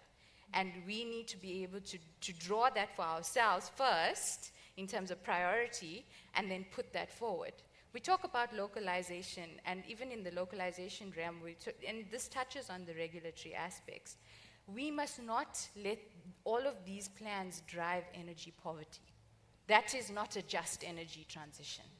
And that, for me, is the scary part, because we say localization, we talk about PV panels, for example. Our solar is manufacturing in the country, but they are 15 to 20% more expensive. You will see that. And if we are not getting subsidies for that extra, then the poor are going to pay more for electricity. And they are already doing that. Someone told me that their helper is paying 6 Rand a kilowatt hour when she is paying 2 Rand a kilowatt hour. How does that make sense? Our electricity tariffs were supposed to be designed where the rich subsidizes the poor. But because of now rooftop PV and this energy crisis driving the incentives for rooftop PV, we're now causing... Minister. No, thanks a lot. Ladies and gentlemen, a round of applause for my panel. It was nice, very nice hosting you. I think we've learned a lot. I learned a lot from their experience. And what that? A question? A comment? Oh, okay, it's a she, guys.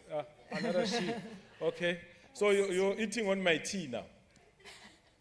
Okay, should we give them an opportunity? Yes. Okay. This is Winnie, yes. Hey. Good afternoon. My name is Winnie from DMRE, Winnie Mamacharaga. You asked a question regarding the participation of youth and women. So I thought maybe I should highlight that together with GIZ, we are finalizing the guidelines to increase participation of women and youth in the green hydrogen sector. So wait for it so that we can work this journey together. Thank you. You must count me in. Count me in, I'm changing now. No, thanks. That's our Mineral Resources and Energy Department. Thanks a lot, Sissy, for that. We had another hand here.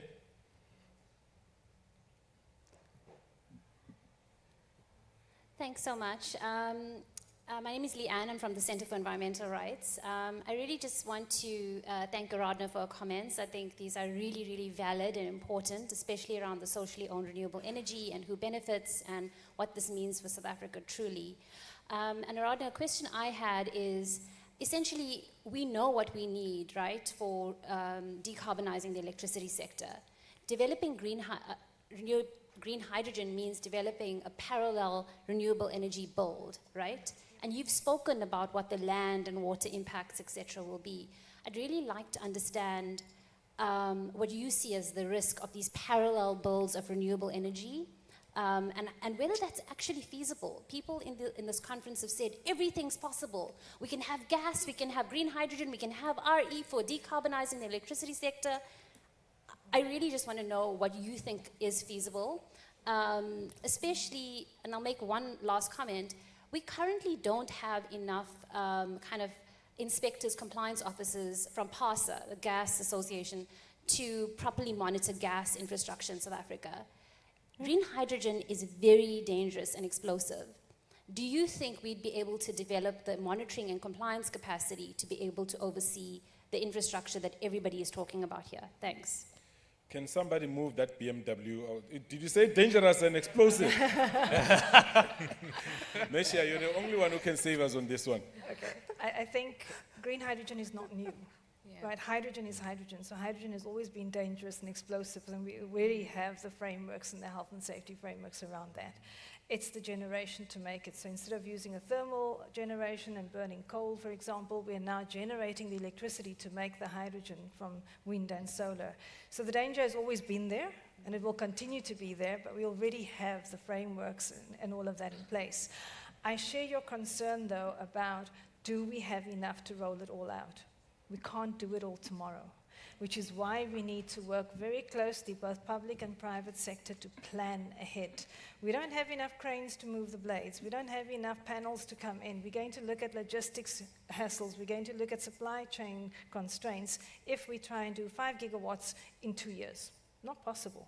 But we need to sit and carefully look at what can be done in the next year, what can be done in the next 18 months, what can we leverage off right now? If we better manage our existing grid, does that reduce your load shedding? If we look at co-location and systems, does that exacerbate the problem, or does that accelerate the problem being solved? So I think it's, again, it can be done, but it needs to be done in a very calculated, measured, phased approach, and it means a consistency of rollout to grow those industries as well. We'll grow transport, we'll grow logistics, we'll grow all of the supporting industries if we have an IRP that is equally revalued every 2 years or so. We're looking at the regulatory frameworks meeting that, and we need to look at it, as you said, holistically. Then it can be done.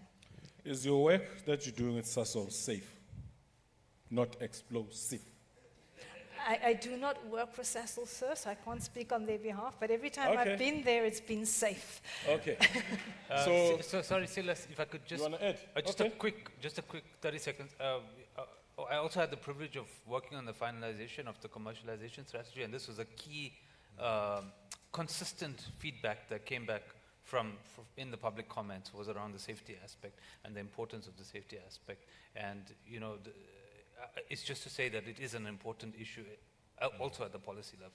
Is it safe? it's a highly flammable gas, but if you have the proper regulatory frameworks in place, it can be safe. So regulation is going to make this thing safe? Yes. Okay. Okay. So I'm very excited with the questions. I think the questions were well answered. We allowed them to be in detail enough on their answers because we're all learning, isn't it? Yeah. So I'm also excited to tell you that this shirt I made a day before, and I had to take my son's shoes just to show that I'm green, you know? So may we enjoy the rest of the conference, the summit, and please do participate. There's companies that are displaying some good technologies out here. So if you have time, just go around there and talk to them. There's countries that have brought technologies from outside South Africa to show us what can be done. So I don't want to see anybody at the bars until 6 o'clock today. Let's go support our supporters. And thanks again for your patience. Enjoy the rest. Thank you.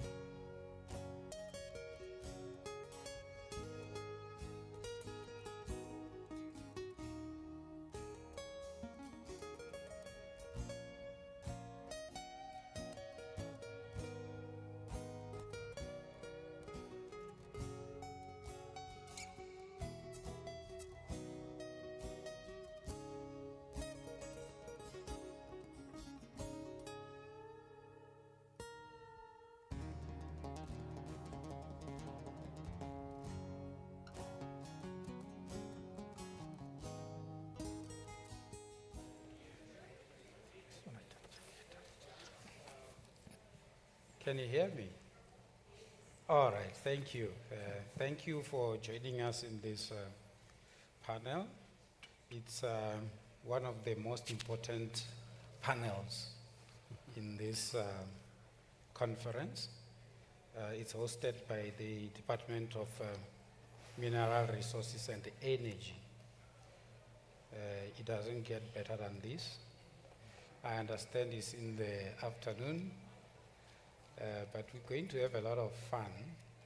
So how we're going to run the panel, I'm going to introduce myself.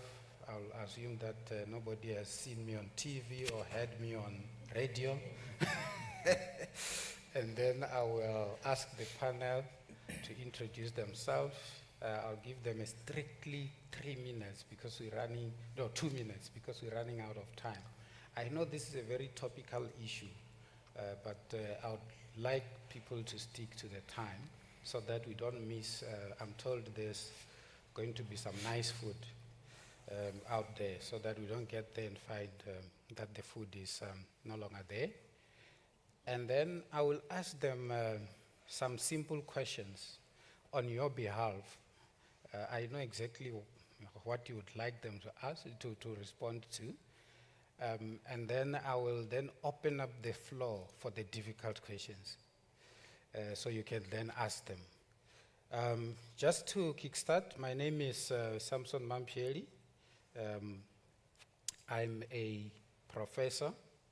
If you have to use a title, that's true, I'm a professor. I'm currently the head of the Department of Science and Innovation's Energy Secretariat at SANEDI. So I work for 2 departments. One is the Department of Science and Innovation. The other one is the Department of Mineral Resources and Energy, which is the shareholder of the entity that I work for. I've got the panel here. I'll start here. Unfortunately, the panel has got only one lady. I had nothing to do with it. I'll start with her here. She'll introduce herself, 2 minutes, and then we'll go like this. Over to you. Thank you. Thanks, Samson. It's Louise Paulson. I'm representing Sasol, Vice President Renewables. Thank you. All right, Tabo. Thank you, Chair.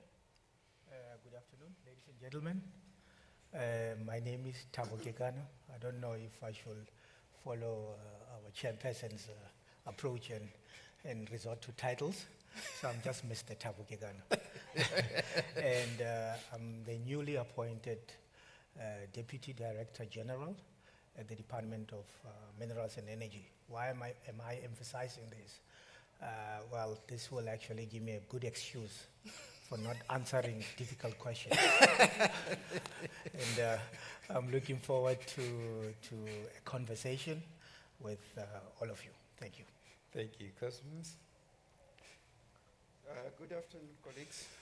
My name is Cosmas Siteme from the Department of Science and Innovation. I'm currently the Acting Chief Director of Hydrogen and Energy. Our work revolves around supporting the development of low carbon energy technologies with a focus on local value addition and developing local capabilities to support manufacturing in South Africa. Thanks. All right, next. Thank you. Thanks, Prof. Good afternoon all. My name is Stan Pillay.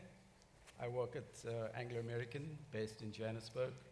I'm head of renewable energy ecosystems. Electricity from the Eskom grid is probably our biggest contribution to a carbon footprint. And so tackling that emissions element in our portfolio is really my work. Thank you. All right, next. Thank you. Good afternoon. My name is Tolan Baba from Toyota South Africa.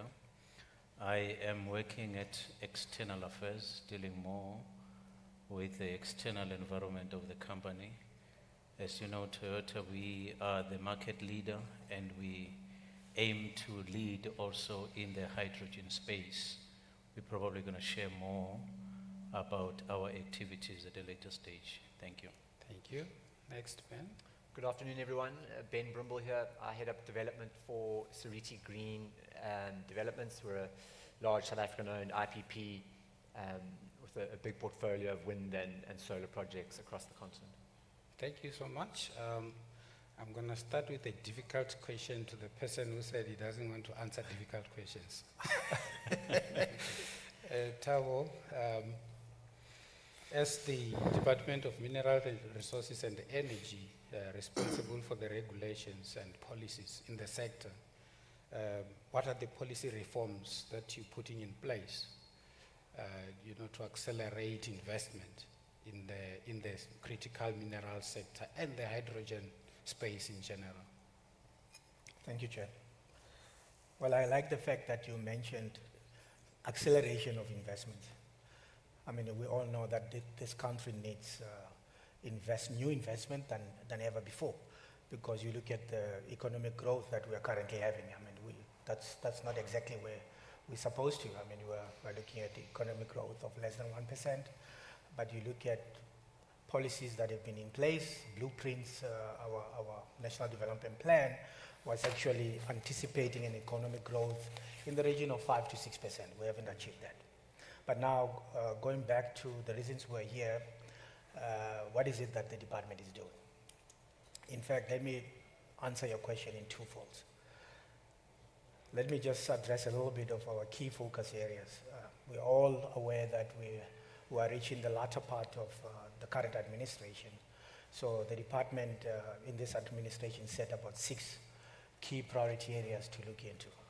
But the one that talks more to your question, it's about what is it that the department is doing from a policy reform point of view to accelerate investments. Number one that I will touch on is the most famous one, and it cut across through the energy side of things. You mentioned grid, and which rings a bell. Obviously, I hope we won't have nightmares about load shedding. The department has been working tirelessly to publish or to introduce the much anticipated IRP 2023. We've been working tirelessly to ensure that we accelerate the ultimate promulgation of IRP 2023, which will talk to our new approach towards achieving optimum energy mix. And that energy mix obviously will assist in areas of new investments, will also address the issue that we are seeing in terms of electricity constraints. Yes, there's issues about the grid capacity problems. We are working tirelessly with ESCOM to address that. This is on the energy side. However, on critical minerals now, which is the hot topic for today, which talks to various issues and policies, and I think my friend will be best placed to talk more about that. On the critical minerals, the department has introduced or is currently finalizing critical mineral strategy for the country. Why critical minerals? We're talking about moving towards a just energy transition framework or moving towards a green economy. That green economy will be supported, or there will be a greater need of critical minerals to support the green economy. And such minerals cut across through, the PGMs, platinum group metals, minerals such as lithium, nickel, and in most cases, those minerals in South Africa, I wouldn't say they haven't been exploited, but I would say they have not been exploited enough. We're looking at the world demand for such minerals. We're looking at exponential increase in demand. We're looking at about more than 500% projected rate for the demand of such minerals. Hence, it's key for the department to set a clear path from a policy point of view that talks to various aspects within the whole green economy ecosystem. Maybe lastly, of more importance, in support of investment. Yes. The department also, it's about to introduce the new cadastral system, which is a digital system that is well known in terms of treatment of mining applications, because now we all know that we have currently sitting with a backlog of over 5,000 applications. So that process, the procurement process and the adjudication, it's at the final stages. Hopefully towards the end of this year, we'll be having a system that is up and running, and it will help us to clear the backlog so that you can start seeing the flow of new potential investments in the industry. So I will pause it from there. Thank you so much, especially for that last part, because it's one of the key issues that always come up. And hopefully with time, we'll be able to unpack it further at a later stage. Coming to Louis, so Sasol has been at the forefront, you know, in terms of the implementation, the big projects, Buhubai and so many other projects. Everywhere we go, we hear about Sasol. So the question to you is, you know, what role do you think these critical minerals will play in the Sasol activities, you know, from now going forward in terms of the hydrogen economy? Yeah, thanks, Samson. I'd just like to take a step back, because even when one considers our Fischer-Tropsch technology and even in the hydrogen that we are producing, you see the critical minerals there. As we are transforming the business and trying to have a much greener business as Sasol, you see the transition from the grey to the blue to the green hydrogen. And of course the electrolyzer processes that are in play there. So to the point that Tavo just made, you would look to the platinum group metals there. Of course, in the processes that we are engaging in as Sasol, you also see the byproducts, where minerals are part of the byproducts, in that we have ammonia and so forth. In order to get the hydrogen from grey to green, of course, as you know well, Samson, we have engaged renewable energy. And there are indeed a number of critical metals and minerals that we use in the processes around renewables as well, whether it be the copper, steel for the towers, lithium, which Tavo's already touched on. And I think as a sector, renewables as well has documented this very well in SAREM through the South African Renewable Energy Map process.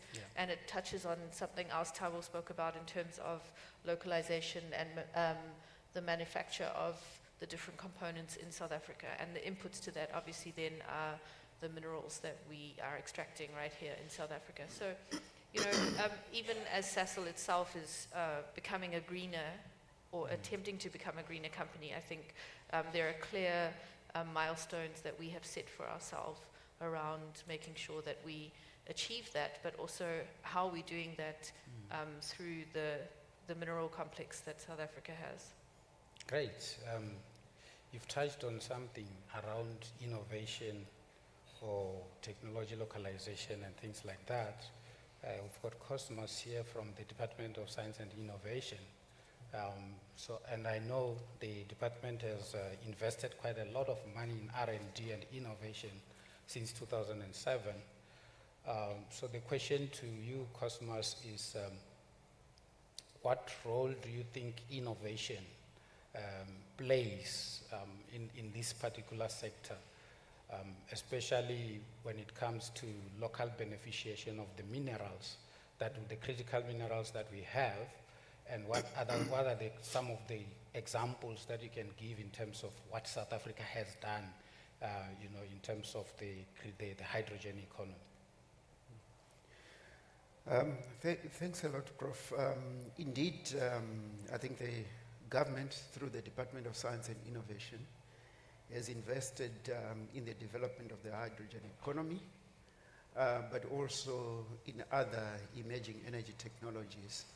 So from the hydrogen economy perspective, I think that our focus has always been pursuing those technologies that allow for us to beneficiate our PGM resource endowment, focusing on minerals like platinum, ruthenium, rhodium, osmium, and so forth. These are key inputs into green hydrogen production, but also in fuel cell applications where hydrogen is converted into electricity and then is used in applications such as stationary fuel cells and also in mobility. So our focus has always been on developing technologies or IP in the value-added components, PGM-based catalysts, MEAs that go into the stack that then goes into the stationary and mobility applications. On the lithium-ion batteries, for instance, we've also been looking at how do we valorize our renewable energy resources like solar and wind. And lithium-ion batteries can be used in energy storage applications, but they can also be used in battery electric vehicles. And again, our focus has always been what are those value-added components that we can develop along the lithium-ion battery value chain. I'm talking about manganese sulfate as a precursor material into lithium-ion batteries, cobalt sulfate, as well as nickel sulfate that go into the nickel manganese cobalt chemistry, which is actually the high energy density material used in electric vehicles. So that has always been the focus. And over the years, we have developed IP, which is now even at commercial scale in the form of PGM-based catalysts that Mintech is now selling commercially, as well as IP that exists at all the other centers of competence that are involved in the hydrogen economy. So going forward, I think the idea is really to partner with both the public and the private sector in taking the technologies from the lab to market. Yeah. Because it's important that we see tangible applications. We have got that BMW car outside. There's quite a bit of PGMs in that car. So I think it's about leveraging the opportunity that exists for South Africa, but broadly, the opportunity that exists for the continent to actually provide the value-added components that feed into the energy transition based on the critical minerals that we have. Thank you for that. So you've mentioned also the mobility side of things, and Anglo American has got some experience, with their hauling truck. I visited them and I almost drove the truck because it moved so quietly. So Stan, what has been your experience, in the hydrogen sector? I saw your hydrogen production facility at Pilot Cave.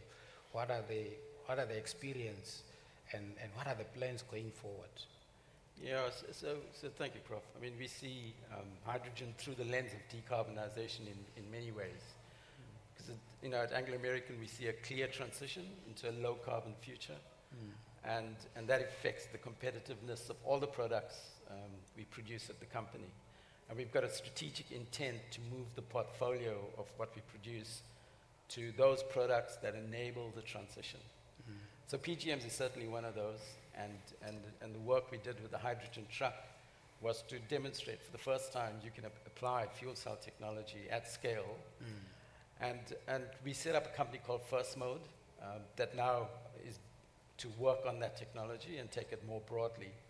So that's an initiative that we pushed. There's also what we're doing right now with Sasol and Toyota and BMW looking at fuel cell technology. But there's also work we're doing with a company called AP Ventures, which is a company that looks at niche platinum-based technologies, not necessarily fuel cell, but they're across multiple sectors. So they're really looking at creating a market for PGMs. But more broadly within Anglo American, we opened up probably one of the biggest copper deposits at Quellaveco in Peru just recently. We see copper being very much part of the future. If you think about it, in a wind turbine setup per megawatt of wind generation, you need about just under 3 tons of copper. Right? And similar with PV, probably 2 tons. It's more than double what you would need in a conventional thermal power generation plant. And similarly for manganese and nickel And you can't decarbonize the world without steel, and we are in iron ore in the Northern Cape. So we certainly got a portfolio of products that are going to thrive in a decarbonized world. But what we do recognize, particularly with iron ore, downstream, to process iron ore and produce steel, it's quite a carbon-intensive process. Yeah. And one of the things we want to look, because we've set very hard targets for ourselves, probably the most aggressive decarbonization targets of the mining sector. You know, we want to reduce what you call our downstream scope 3 emissions by 50% by 2040. And to do that, we clearly need to look at what happens in the blast furnace and the role of hydrogen in direct reduction to produce sponge iron. So those are some of the initiatives we're working through. It's not a technology that's going to solve it tomorrow. We need to really plan. It needs scale and it needs collaboration. So I think we're positioning ourselves well for that and across our product portfolio. Thank you so much for that. Xolani, I'm privileged to have visited Japan, and I spent 2 weeks of my dear life there eating Japanese food. And in that 2 weeks, we managed to visit some of your operations in Japan, and one wished that we could have those here in South Africa. So before I ask the question, I'm going to ask you to donate a hydrogen-driven vehicle to Sanedi and the DSI.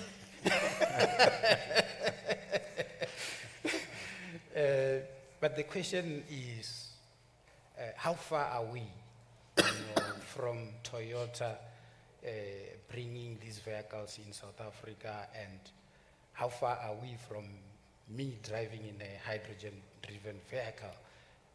I've driven the electric cars, very nice. I would like to move to the hydrogen side of things. I'm aware of the one example that you have with Northwest University, but what are the plans around Toyota? Thank you, Prof. I think the first question or the ask a bit of a very difficult one for asking for the donation, because you know that this is a chicken and an egg kind of a situation. I can't give an egg without a chicken, and I can't give you a chicken unless there is an egg. So the issue of fuel cells, probably, as you have appreciated when you were in Japan, that Toyota has been intensively involved in developing the fuel cell technology over the years. And it is quite interesting and also encouraging to see that that technology has been introduced in South Africa. We've got a Toyota Mirai as a pilot vehicle to fast track and to assist in terms of developing the hydrogen ecosystem, so that the infrastructure can be developed around the country to enable this product to be driven in most of the country. Probably you will appreciate that the challenge at this stage is that we do have a product and other manufacturers have a product, but we don't have an infrastructure that will enable this product to be freely available for consumption from the public point of view. So the plans to develop the infrastructure through various partners, as we have heard the announcement of the partnership with Sasol and other developers to enable the hydrogen as a product to be available so that the users can utilize those infrastructure for the product enrollment. But I think from a critical mineral as the core of the discussion, within the Toyota space, we do have various products. We have various hybrids, plug-in hybrid, BEV, and fuel cells technology. Our approach into the market is a multi-technology approach. And I think most of the public will appreciate that you won't have one solution that will solve our problem. In the in the electrical space, the key thing is about energy storage, which your battery becomes a vital component to store the energy. Whether the energy is retrieved from a electrical charging infrastructure or energy generated by the vehicle by itself, in the case of a hybrid, or the energy is generated through hydrogen, through the fuel cell. But in some point, you need to store that energy, and you need to be able to extract that energy for use. That's where the critical mineral comes and play a vital role. Any battery technology, we've got various technologies. You've got the lithium ion, which has got a lot of minerals. And what is very encouraging is that most of those minerals are coming from the SADC, and majority being sourced from South Africa.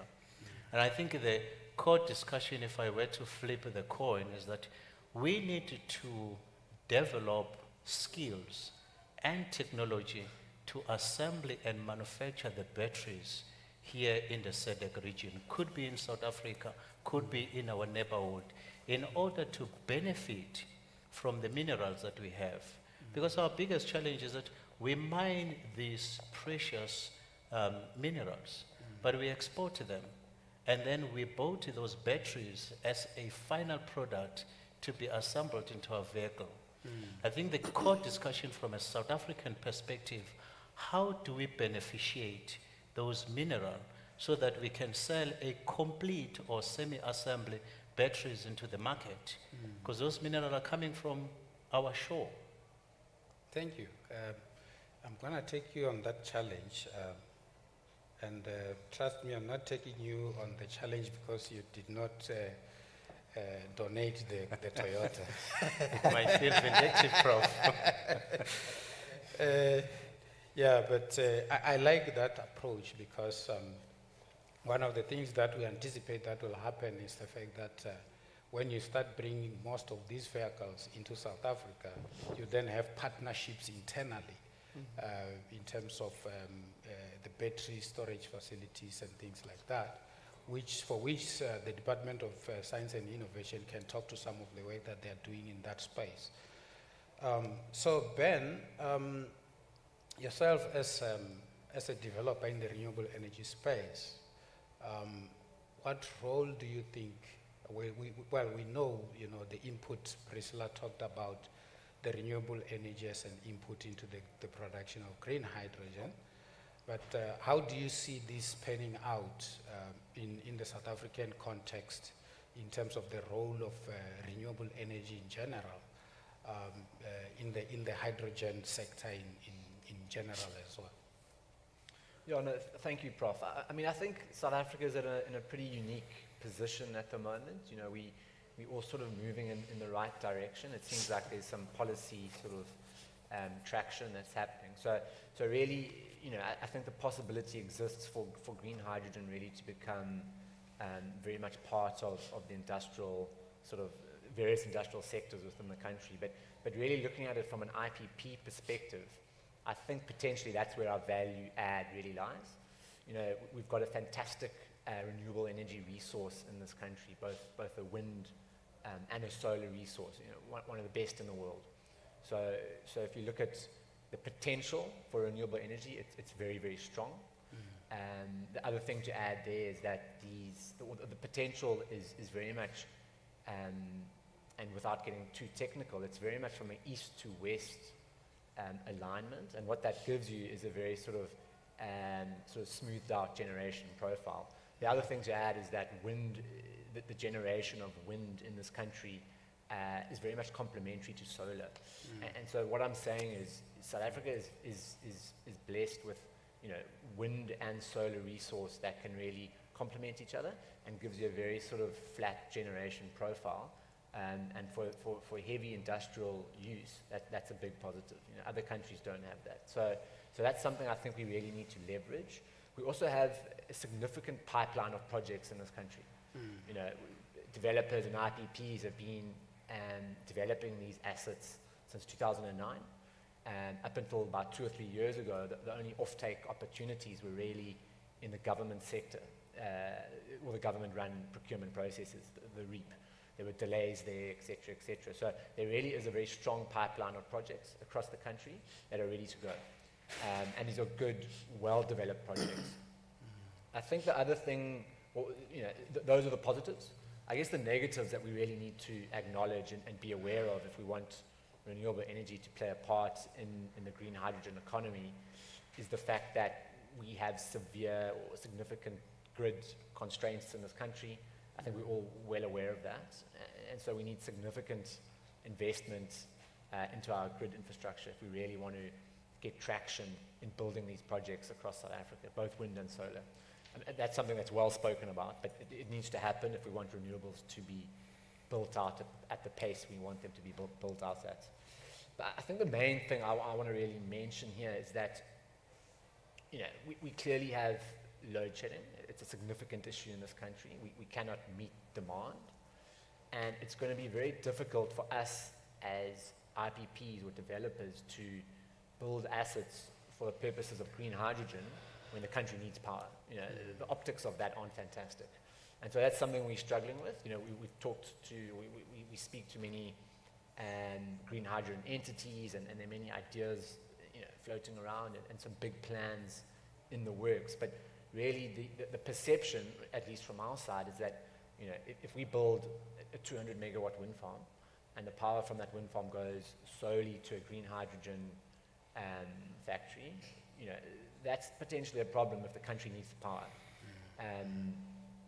You know, it's essentially exporting electricity. It's exporting electrons. So that's something we're trying to sort of grapple with. I think as the country fixes load shedding and as we get to a point where demand meets supply, that's less of an issue. But at the moment, that's something we kind of need to be aware of. The other thing as developers that we sort of are very cognizant of is the fact that, you know, we're a water scarce country, and we're well aware of that as we build out these wind farms. You know, the construction process uses significant water.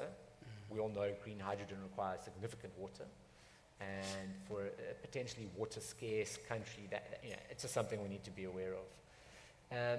So I think, you know, that's the position we're coming from. We do have a significant potential competitive advantage, and I think if we work, you know, sort of together and we kind of all pull in the right direction, we can really create value.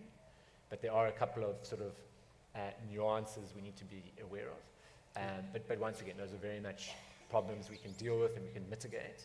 And it's just something to be aware of as we sort of move forward. Thank you.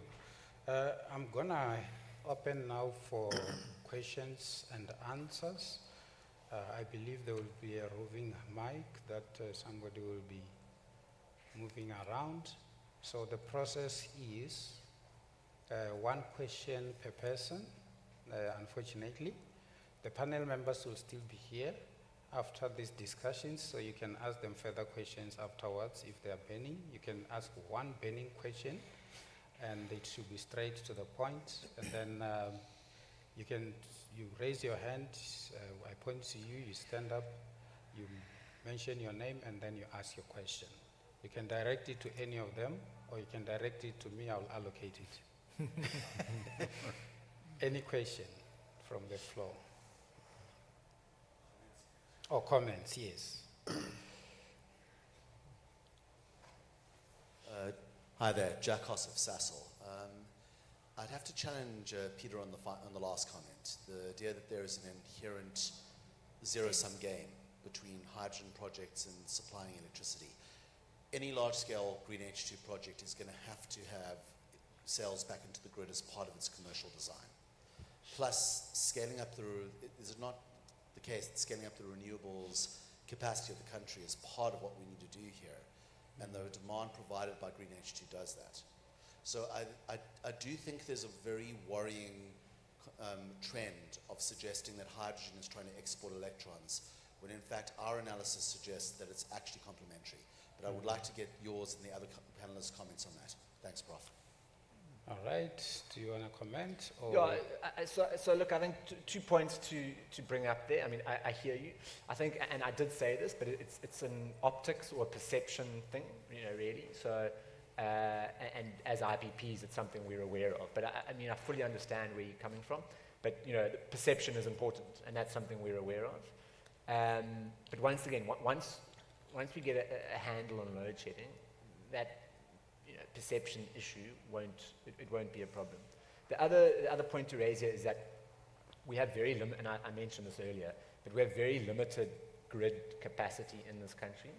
That will change, but it's going to take 7 to 10 years to really build out the grid infrastructure we need. I understand fully that you can have behind-the-meter solutions and you can have solar PV plants and wind farms that don't need access to the national grid.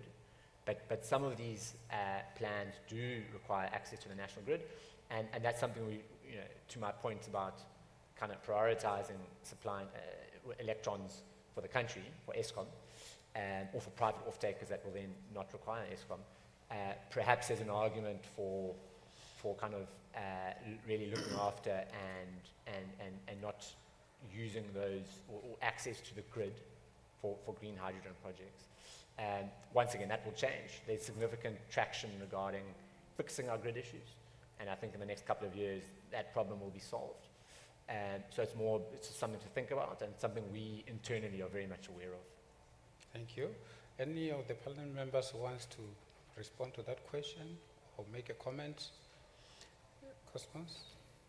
Yeah, I think for me, there are also opportunities to have hydrogen feeding a standalone power generation facility that will then be able to power up industrial facilities and actually relieve the pressure from the grid. Yeah. So I think all those opportunities exist, and I think we should exploit them where they make sense.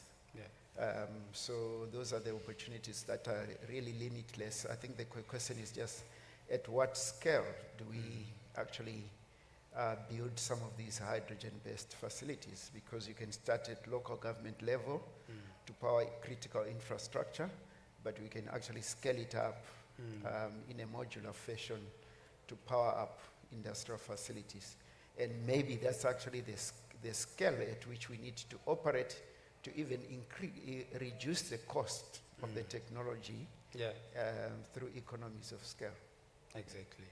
Stan, you want to say something? Yeah, just to comment also. Clearly grid access is the issue. It's not so much the timing. But the point I wanted to make was hydrogen. And the sense is most parts of the world are starting now to position themselves for hydrogen supply. Whether you're talking about Australia, you're talking about Chile, you're talking about the Middle East, they see this as the new oil. And it certainly is an opportunity for us to play in that space. And I don't think we can delay the way we position ourselves and how we set ourselves up for that, because we will miss the boat. So yes, we need to solve the grid, and we need to do it at an accelerated pace, but we cannot say we're going to do this thing in sequentially.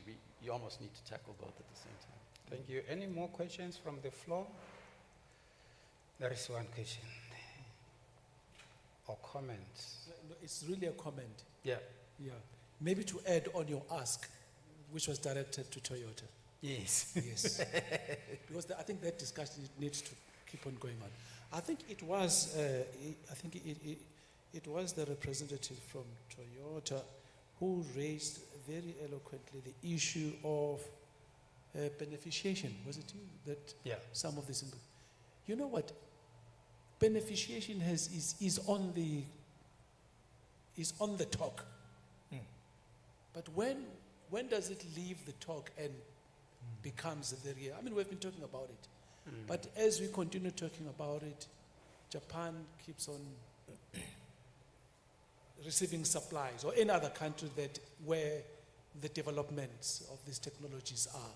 They continue extracting and developing wherever. But when is it going to be developed here in the country, the source where these inputs are from? So are there any plans that any of the, I think, either Department of Science and Innovation and are planning to actually stop talking about beneficiation but doing it? Thank you. You mentioned Department of Science and Innovation, and we've got Cosmos here. Cosmas, do you want to say it? Maybe Maybe Tabo first let and me then save Cosmas. Save him for the difficult part. Yes. In answering that question. and to your point, my brother, I think beneficiation is not new. You know, us as South Africans, I mean, we like the talk. I think it's time now to walk the talk. As the department, we've been having this beneficiation strategy. I think it was introduced back in maybe good 2014, 15. Yeah. And not in the department's defense, but one will say, where is it? Is it gaining dust? But at the same time, you know, maybe on the flip side of the coin, yes, we're not moving at the pace that one will expect.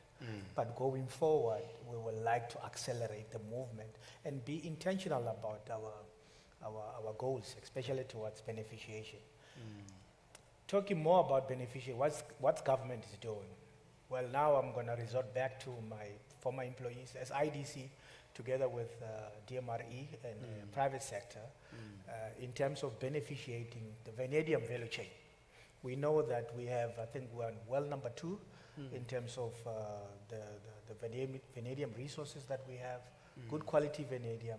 But why vanadium? Vanadium now talks to the energy storage part of it. Yeah. Vanadium redox flow batteries. What have we done as government? IDC, in collaboration with the DMRE, as well as a private sector company, we developed and built an electrolyte production facility in East London. The key raw material towards this vanadium redox flow batteries is the electrolyte, and that electrolyte is vanadium-based electrolyte. Yeah. So there's been strides, you know, great strides that have been made, both government and private sector. So that electrolyte manufacturing facility, it has been commissioned. So we're on the drive, maybe I should not say we, but the partners are on the drive to now attract those Asian-based investment to say, the vanadium flow batteries, OEMs, please come to the country. We've got vanadium, we've mined it. We have semi-beneficiated it in the manufacturing of electrolyte. We have it standing here. It meets all the qualities. So all we need now, and we've learned a lot from the automotive industry, to bring the OEMs now. So what is left now is to bring all those OEMs in the lithium-based battery manufacturing, the OEMs in vanadium battery manufacturing, and at the same time, we need to leverage on the skill set that we have. There's a lot of R&D and IP that is sitting here, but we're not exploiting it. I think it's time that we move away from, you know, just talking, but inviting those partners, and not just inviting, you know, you going around on a table coming from a Bedford. No, inviting them to say, we're bringing something. Yeah. We're bringing the raw material. We know how to process the raw material. We have the IP, right? But you have other things that we need in terms of being, you know, that bigger brother OEM. But we need to be deliberate, intentional in implementing the beneficiation strategy. I think that's the key message I would like to leave in the room, that government is doing something. Yes, government is moving a little bit slower, but we will like to move at a faster pace, of which we can realize those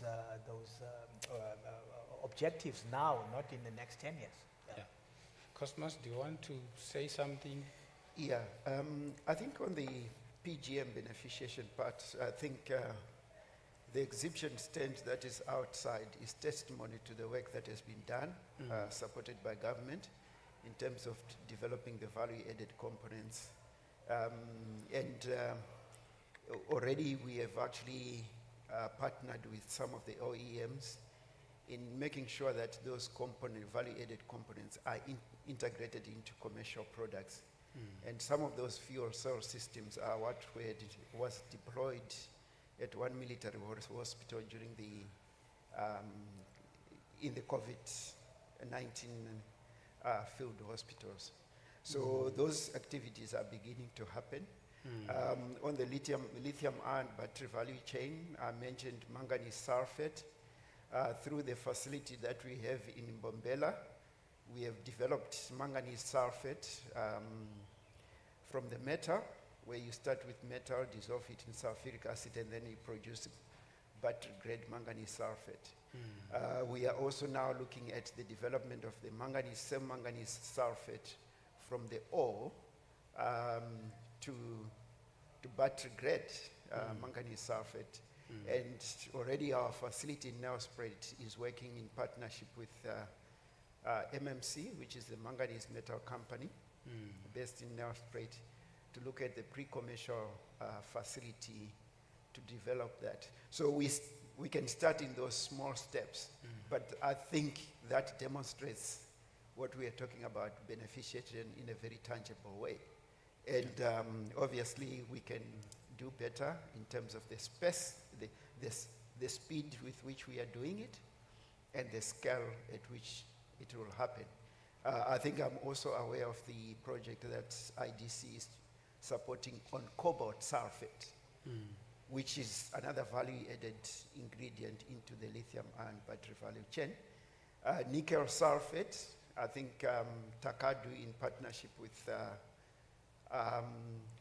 Mintech, has already developed that, and they're looking to build a commercial scale plant for that. So those are just some of the case studies. And I think we need to acknowledge that some work is being done, but we can do more. Thanks. Thank you so much. I'm going to close the discussions. Oh, let's take a quick question. Thank you. The last one. Yeah, there you go. Leilani Swartboy, Alex Gore, Northern Cape, Okay. Bukobai area. Oh, great. So, DMRE, can we try to avoid authorizing mining rights within those areas that has existing mining rights? I know you have a backlog, especially in the areas where the green hydrogen projects must start. And just a comment and maybe a suggestion, at the next summit, we should get DMRE, water phase, environmental phase, all on a panel so that we can ask them more questions, so that we could have a more detailed discussion on the way forward, especially around mining rights and the way forward. All right, thanks for that comment. I think I will leave that quick comment to Elizabeth, who is going to come and just close this discussion from the Department of Mineral Resources and Energy. She can make comments about it, or later you can engage the department. We've got two people from the DMRE, you can talk to them. Elizabeth, I'm going to ask you to come and do the closing remarks. I don't know if this microphone is working, is it? Okay.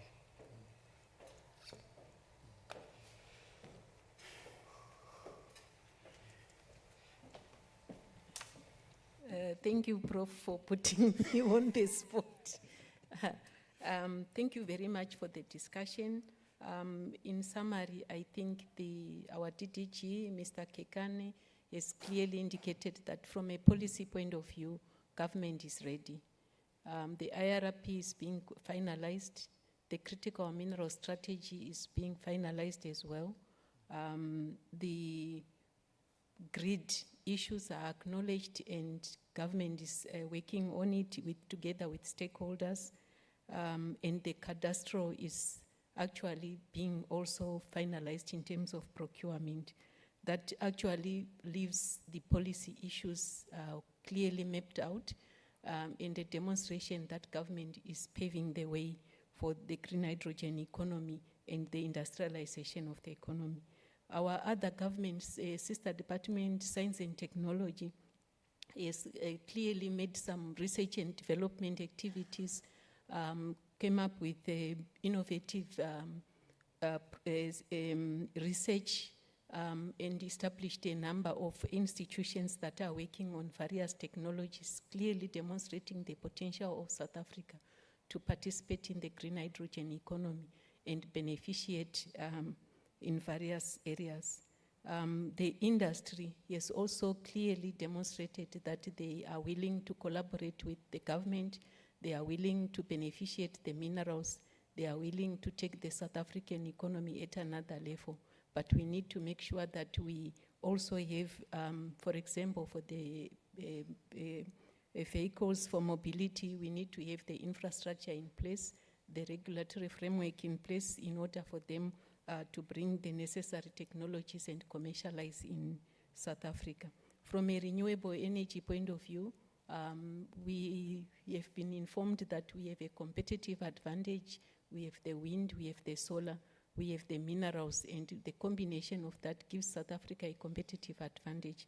With all the policy and research and development activities, South Africa is ready to exploit both the minerals and the wind and solar. Then from the industry point of view, I think there is a lot of work that is taking place, a lot of collaboration which is also taking place. We saw yesterday agreements being signed between the various governments. All of them, they are responding to the three challenges of South Africa, which is making sure that we work on our economic growth, we do investment, we deal with the triple challenges of poverty, unemployment, and inequality, which is really a serious challenge in South Africa. And to do that, we are now using our investing to make sure that we use our minerals, beneficiate them, and industrialize, which is a direct response to the integrated, to the economic recovery plan. And together with industry and various stakeholders, we are ready to do that. And one of the issues that was raised by the DDG is that we now have to engage in economic diplomacy to make sure that we attract the investors to come to South Africa and make the environment for them to invest in the country profitable and commercialize the green hydrogen. With that, thank you. Okay, you can. All right, Elizabeth, you can stay here. There's a strategic, it was strategic for you to come later. You can stay here. We're going to have a group photo with the panel. Mr. Mpofu, you can join us as well up here for the photo. Ladies and gentlemen, the session is closed. I would like to thank you very much for being a good audience and for all those difficult questions, especially to the panel, not to myself.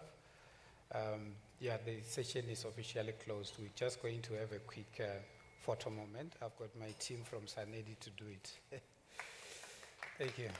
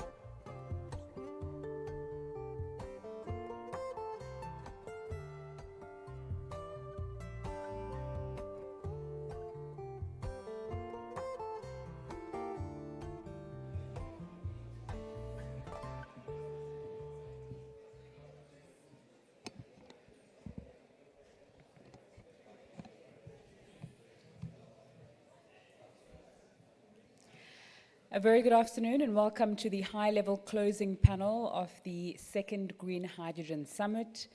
Ministers, MECs, MMCs, business leaders, investors, entrepreneurs, members of the media and participants from all around the world made their way here to, among other things, listen to progress in finalizing the South African green hydrogen commercialization strategy, take a look at the process in developing the Western Cape and Gauteng green hydrogen strategies, as well as the Northern Cape Master Plan.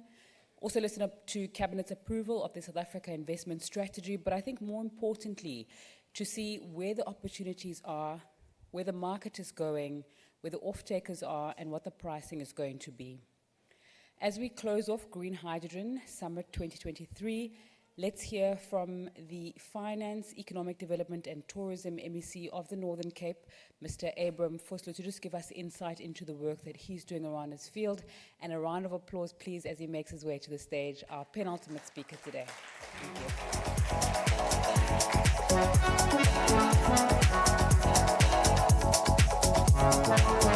you.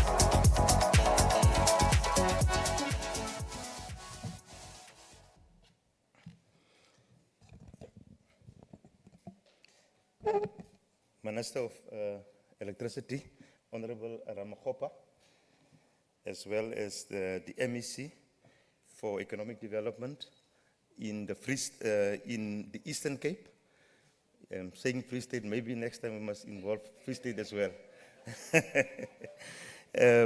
Honorable Mvoko, I didn't see the Premier of the Western Cape, also in his absence, Premier Ellen Windy, the DGs of the different provinces that are present here, heads of departments of the different provincial departments that are present here, CEOs of state-owned entities,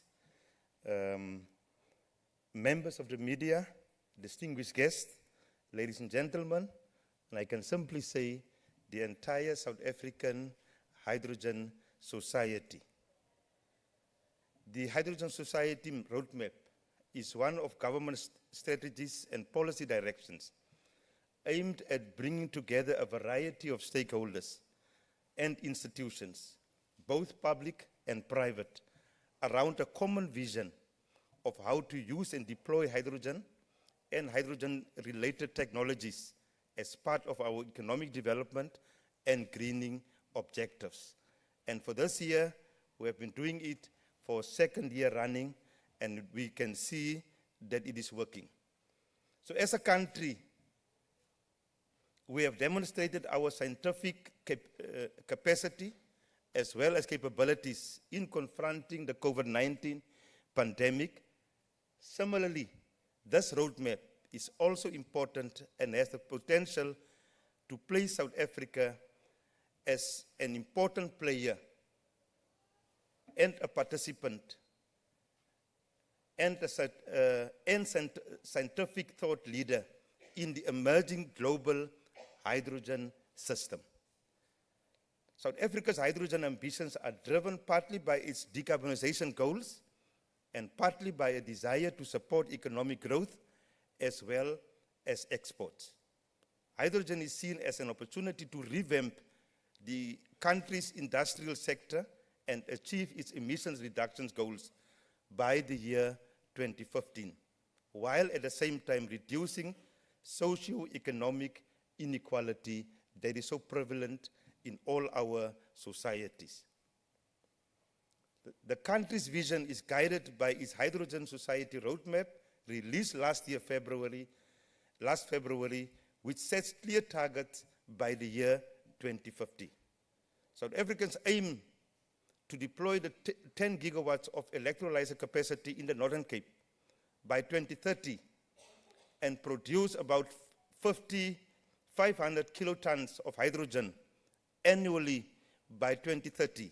This growth is forecasted to create 20,000 jobs annually by 2030 and 30,000 by 2040.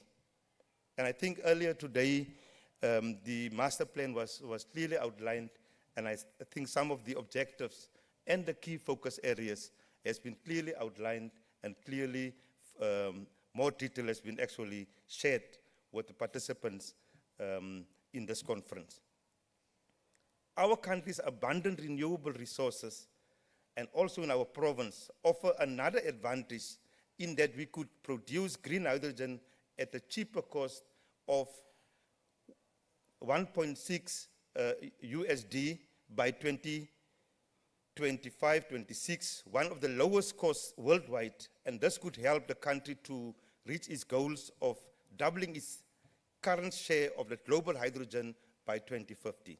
Green hydrogen, ladies and gentlemen, can also help our country to decarbonize, which maintains global temperature increases at 1.5 degrees Celsius. As it stands, we are the world's 14th largest emitter of greenhouse gases. And I think we all realize that. So, Program Director, noting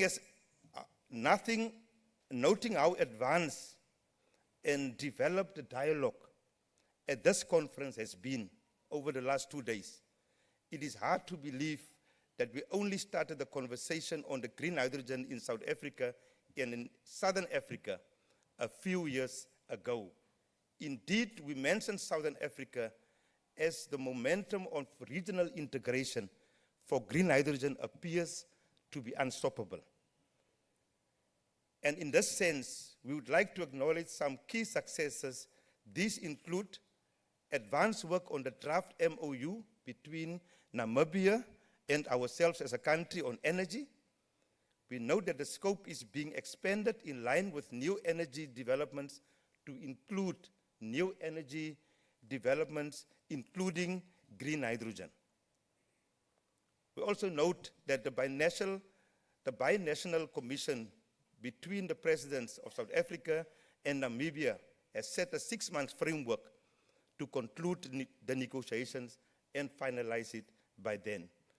We are also looking to expand and grow the regional relationship with Angola, and in this respect, at the Africa Climate Summit, Angola was announced as a new member of the Africa Green Hydrogen Alliance.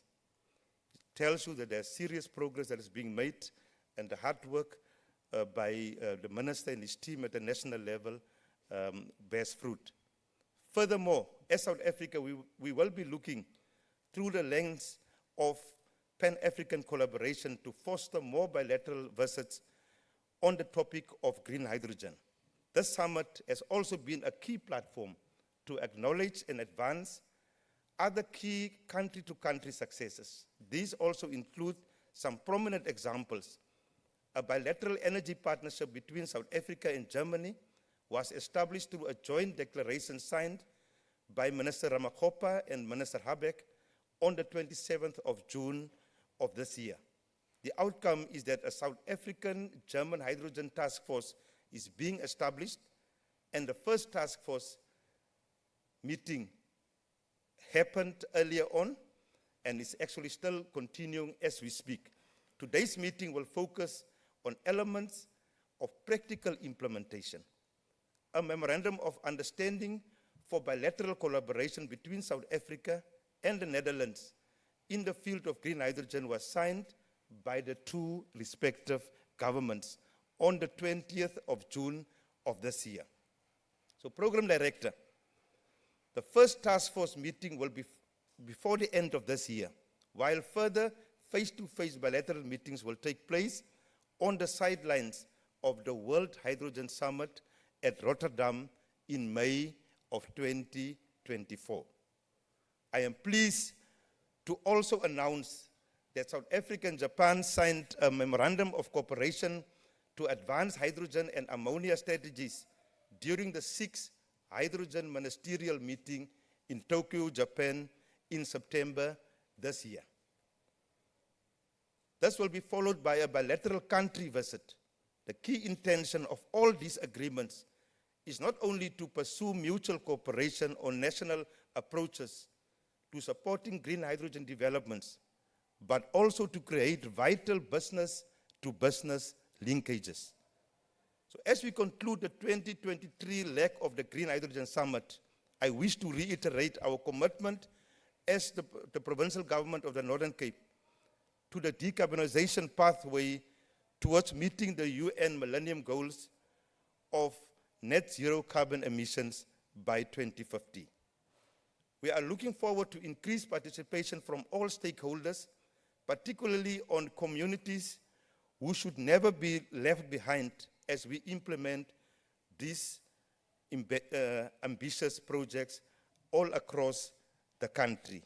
On behalf of the people of the Northern Cape, I wish you well during the year ahead and hope to see you next year when we will be looking on the matrix of implementation. Thank you for the wonderful opportunity that we had to engage and be part of all the engagements throughout these 2 days. Thank you very much, Minister.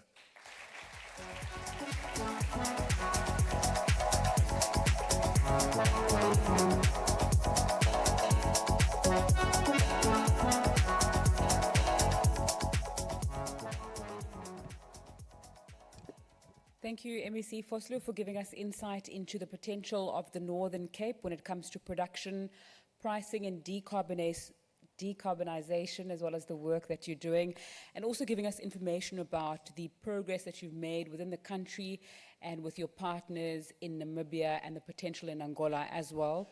Let's continue the discussion. Please may I ask MEC Mlungisi Mvoko from the Eastern Cape, Ministry of Finance, Economic Development, Environmental Affairs and Tourism to make his way to the stage for that presentation.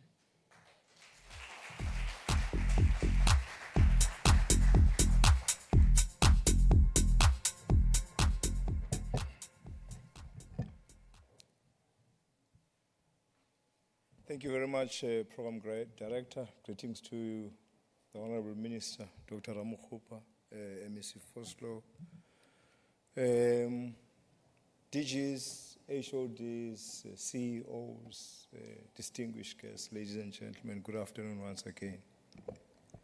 I think mine is just to make a few reflections as MEC Vosloo has covered the greater part of the conference until today and the tasks ahead. Of course, it was an extremely important conference, and we can all say here it was a very successful conference. What we are supposed to do is to move beyond the conference. That therefore implies that it is now time for action. It is time for us to implement the decisions and the resolutions that have been taken here. It's working on tasks that will create a conducive environment for the success of green hydrogen projects in the country. And us bringing Namibia and Angola is very important. It's important for the region, the SADC region, but it's also important for Africa, because it means that we will be facing the world together as a region in Africa. The cooperation that we would be having with Angola and Namibia will actually create complementarity rather than competition in Africa.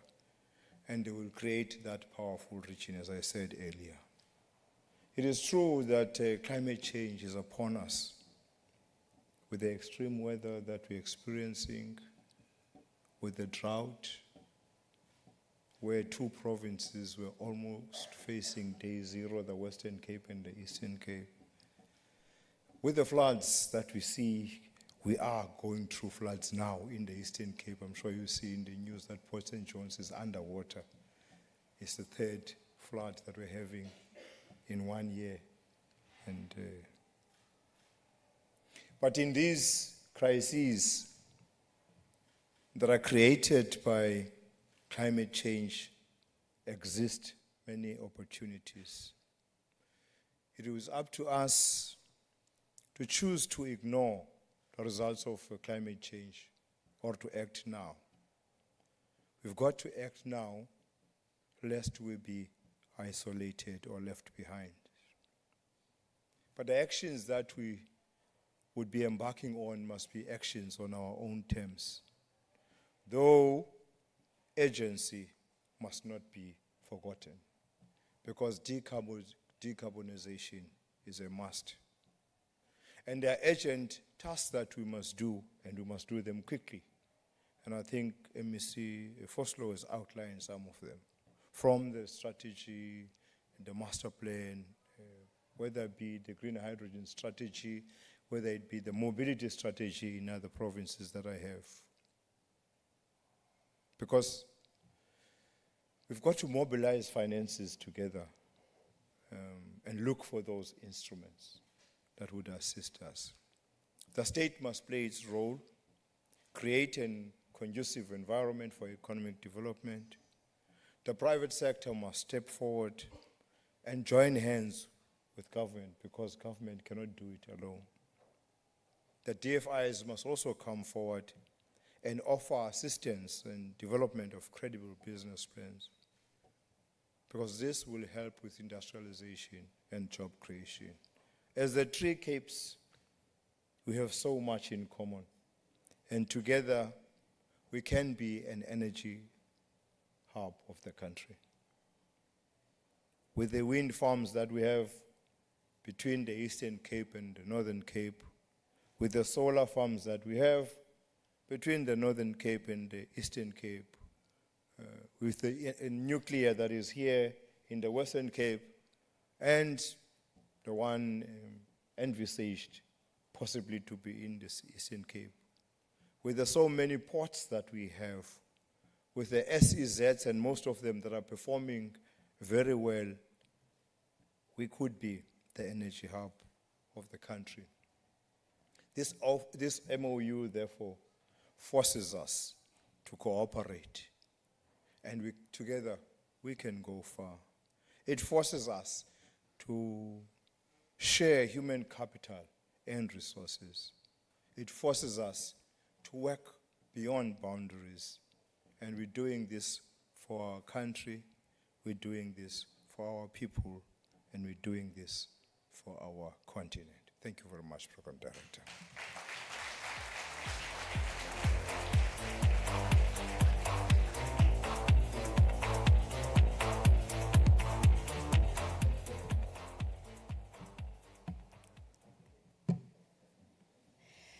Thank you very much, MEC, for highlighting the urgency of the work that needs to be done, but also the reminder of being aware of the context that we're operating in, particularly when it comes to climate and its socioeconomic conditions. And that's where we leave it for the second Green Hydrogen Summit here in Cape Town. Just a big thank you to all of the sponsors who made this event possible, and a big thank you to those of us in the room for being here over the last 2 days, for your insights, for your questions and your participation. It's really appreciated. Good afternoon and thank you.